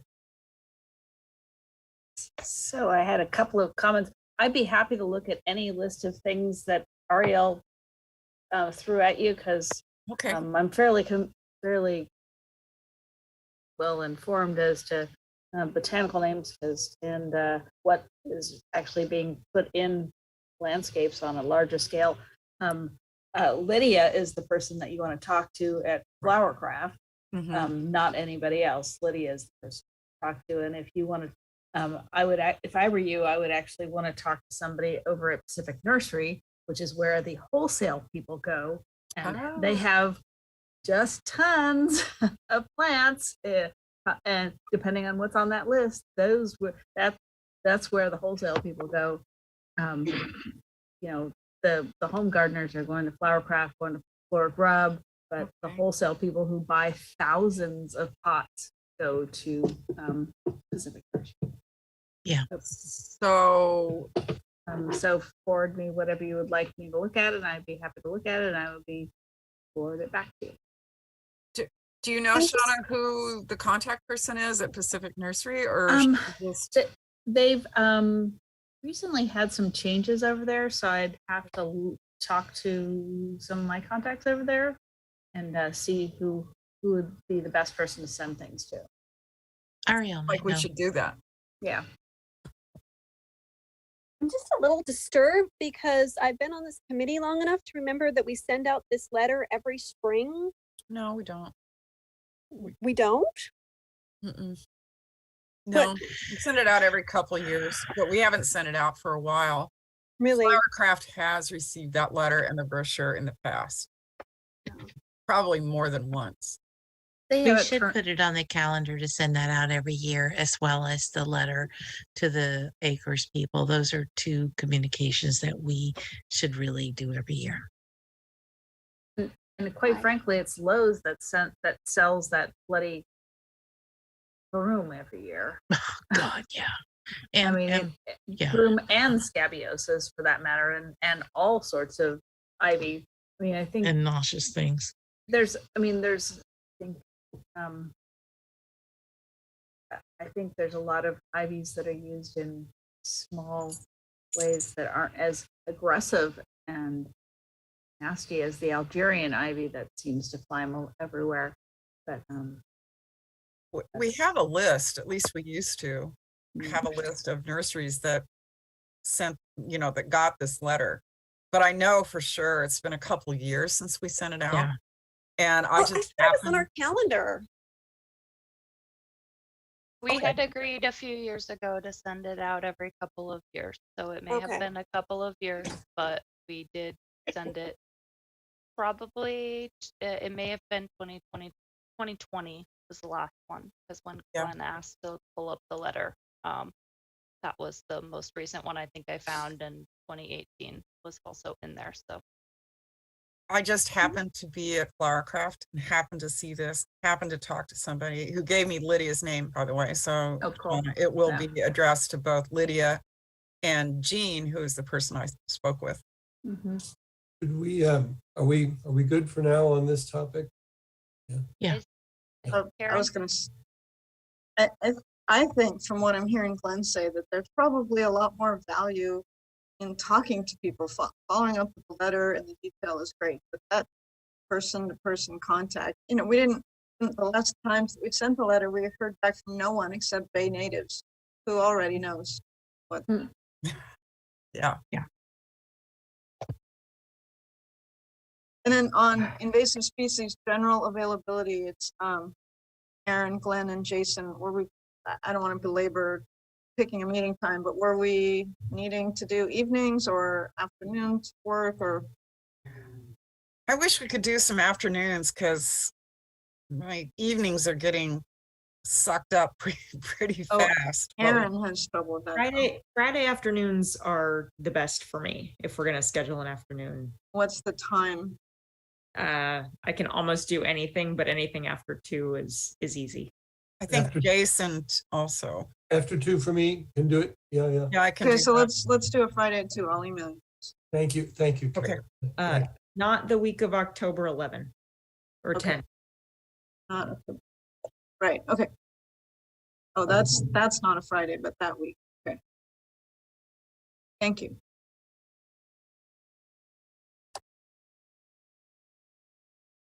I think the next one on the list is dark skies, and we haven't met, but we have a meeting scheduled for next week. We unfortunately had to bump it this week, but we are scheduled. Yay. And Wednesday then we had at 6:15. Yes, Wednesday.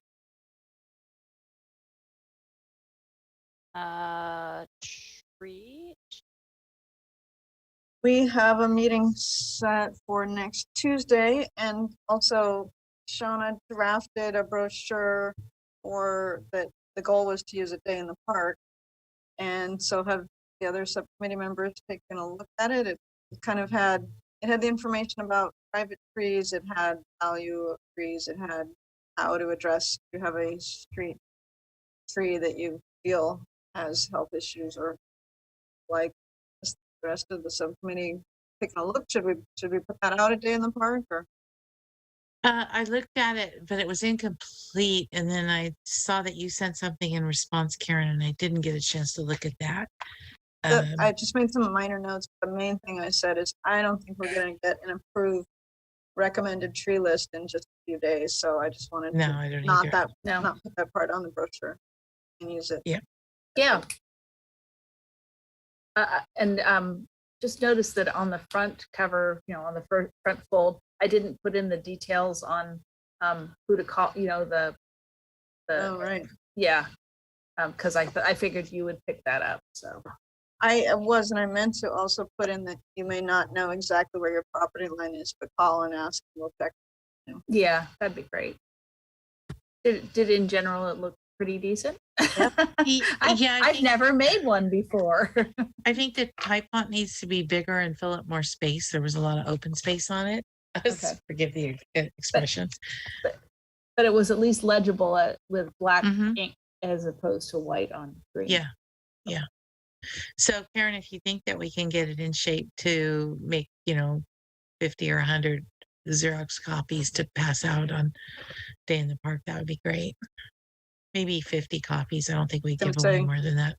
Yeah. I'm gonna say 100 sounds like way too many. Yeah, it does. Now that I'm thinking about it. Especially since we don't have the plant list yet. So. Yeah. Right. So we'll want a better version later. Maybe on that back section, you can just say, we have, if you want a tree bag, here's, we could put a graphic about the tree bag and how to place it. Instead. The tree gator. Yeah. Yeah, the tree gator. Yeah. Okay. It's a great idea. And maybe a little plug for water your tree. Water your trees. That's I just looked at trees around town. They're so dry. Okay. All right. And we have a meeting scheduled for Tuesday, right? You have something for Barbara? Your hand is up. Yeah. Are we at Sierra Point planning? Nope, but your hand was up, so I thought maybe. Oh, No, that was from forever ago, and I don't even remember what I wanted to say or ask because it's like so much water's gone under the bridge. So let's never mind. Well, if there isn't anything else on tree issues, we are ready for Sierra Point Park planning. All right. Well, not much happened in the initial kickoff meeting. It was just sort of one of those kind of feel good consultant moments where they like ask for everybody's input and, you know, had little post-it notes and we all make comments and they put the post-it notes up. The consultant seems like I mean, I was just impressed with the consultant, not particularly with the session because I've just been through so many of those sessions and they never seem to actually make a huge impact on the project in the end. But I was really impressed with their credentials and the things they had to offer. So I'm very pleased with who City Council selected, even though they didn't get a lot of input on that. And we'll see where they go with it, you know, and if you have specific things you want me to carry forward, by all means, let me know, as long as you don't violate the Brown Act in any way, shape, or form.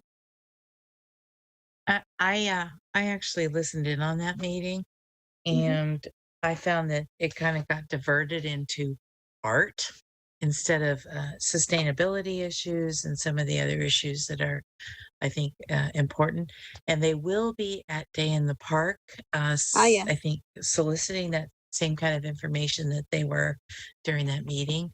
So I think it's important that people participate and say what you want to see or what's important to you at the Sierra Point. So yeah, I mean, I did try to bring up sustainability, environmental you did issues a few times, but they were all focused on art. I don't know why, but yeah. So you did a good job, Barbara, in the meeting. But it sort of went a little bit sideways, in my opinion. One comment: when those things may feel like dog and pony show or whatever for show, but they are great when you're applying for grants and you can say that you've done public outreach. It goes a long way. Yeah. Yeah. And I do think it's important that the public does say what they really want to see. Yeah.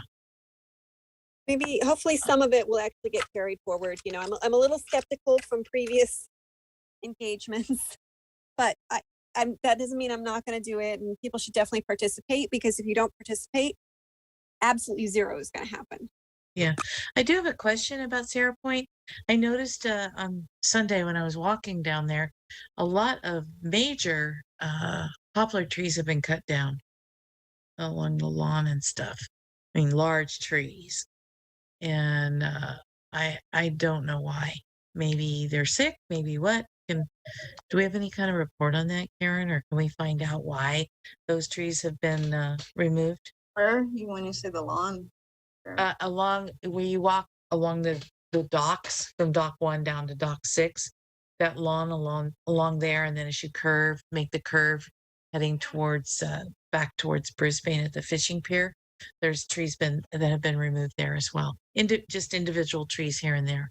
And I'm wondering if they're getting salt infusion or why they were removed, or, you know, if we can get any kind of information on that, that would be really a good thing to know. I'm worried about the trees at Sierra Point. I'm worried about the trees. Yeah, I hadn't heard about them, so. Yeah. Thank you. They're probably not doing well. But I want to know why.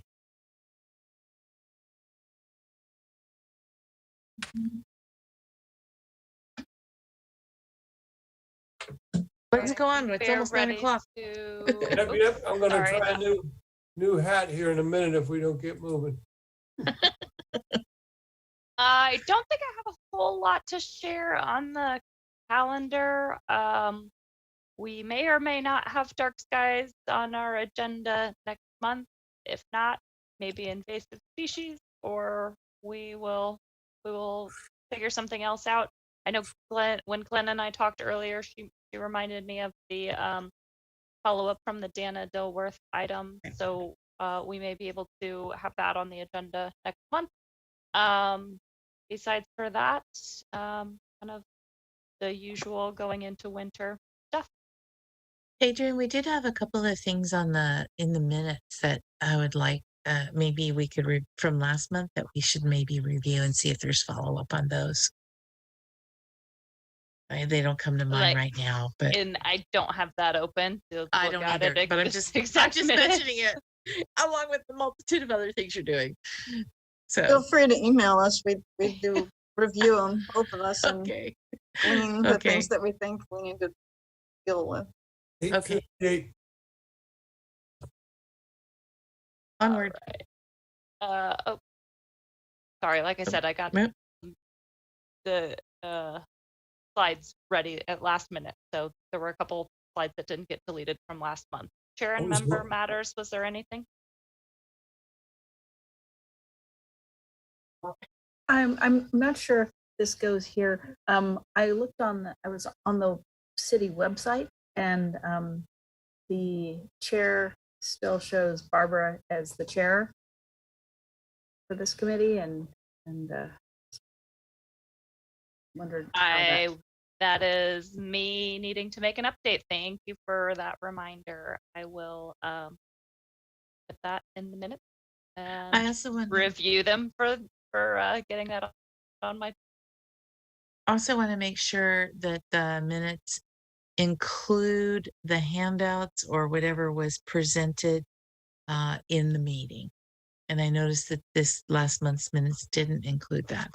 So like, for instance, this month, for this meeting, the minutes should include the slides from what Teresa presented. Can we do that going forward, please? I requested that.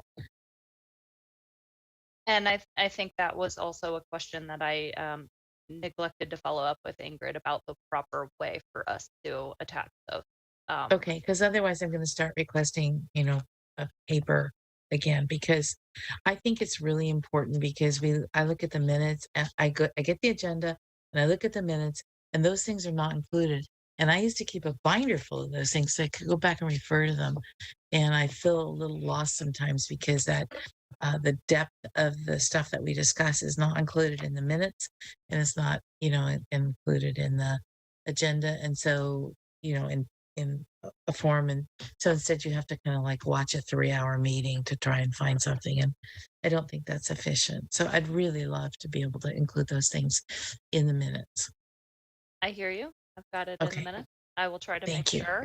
You can always contact me and ask as well. And I Okay. will note, for anybody who's going back to meeting videos, we now have links for each agenda item. So at least you can get a little bit closer. Oh, yay. Hooray. I hope you do that for the council too. Oh yeah, that's been happening for a while. Yeah. It should be. At least I've been doing part of our website update that happened to fully. So Good. Anyhow. Okay. Next meeting, October 26th. See you guys Saturday. Woohoo. Please. At least come by and entertain us. I'll miss you all. We'll miss you miss you too. too. Yeah. Right. Pay Traviata and Orfeo and Onyegan, though. Hit me up for tickets. That's how you pronounce that. See you in the park. Bye, Take Bye, care. everybody. Thanks, Bye. everybody. Bye. Thank you. Bye. Good night.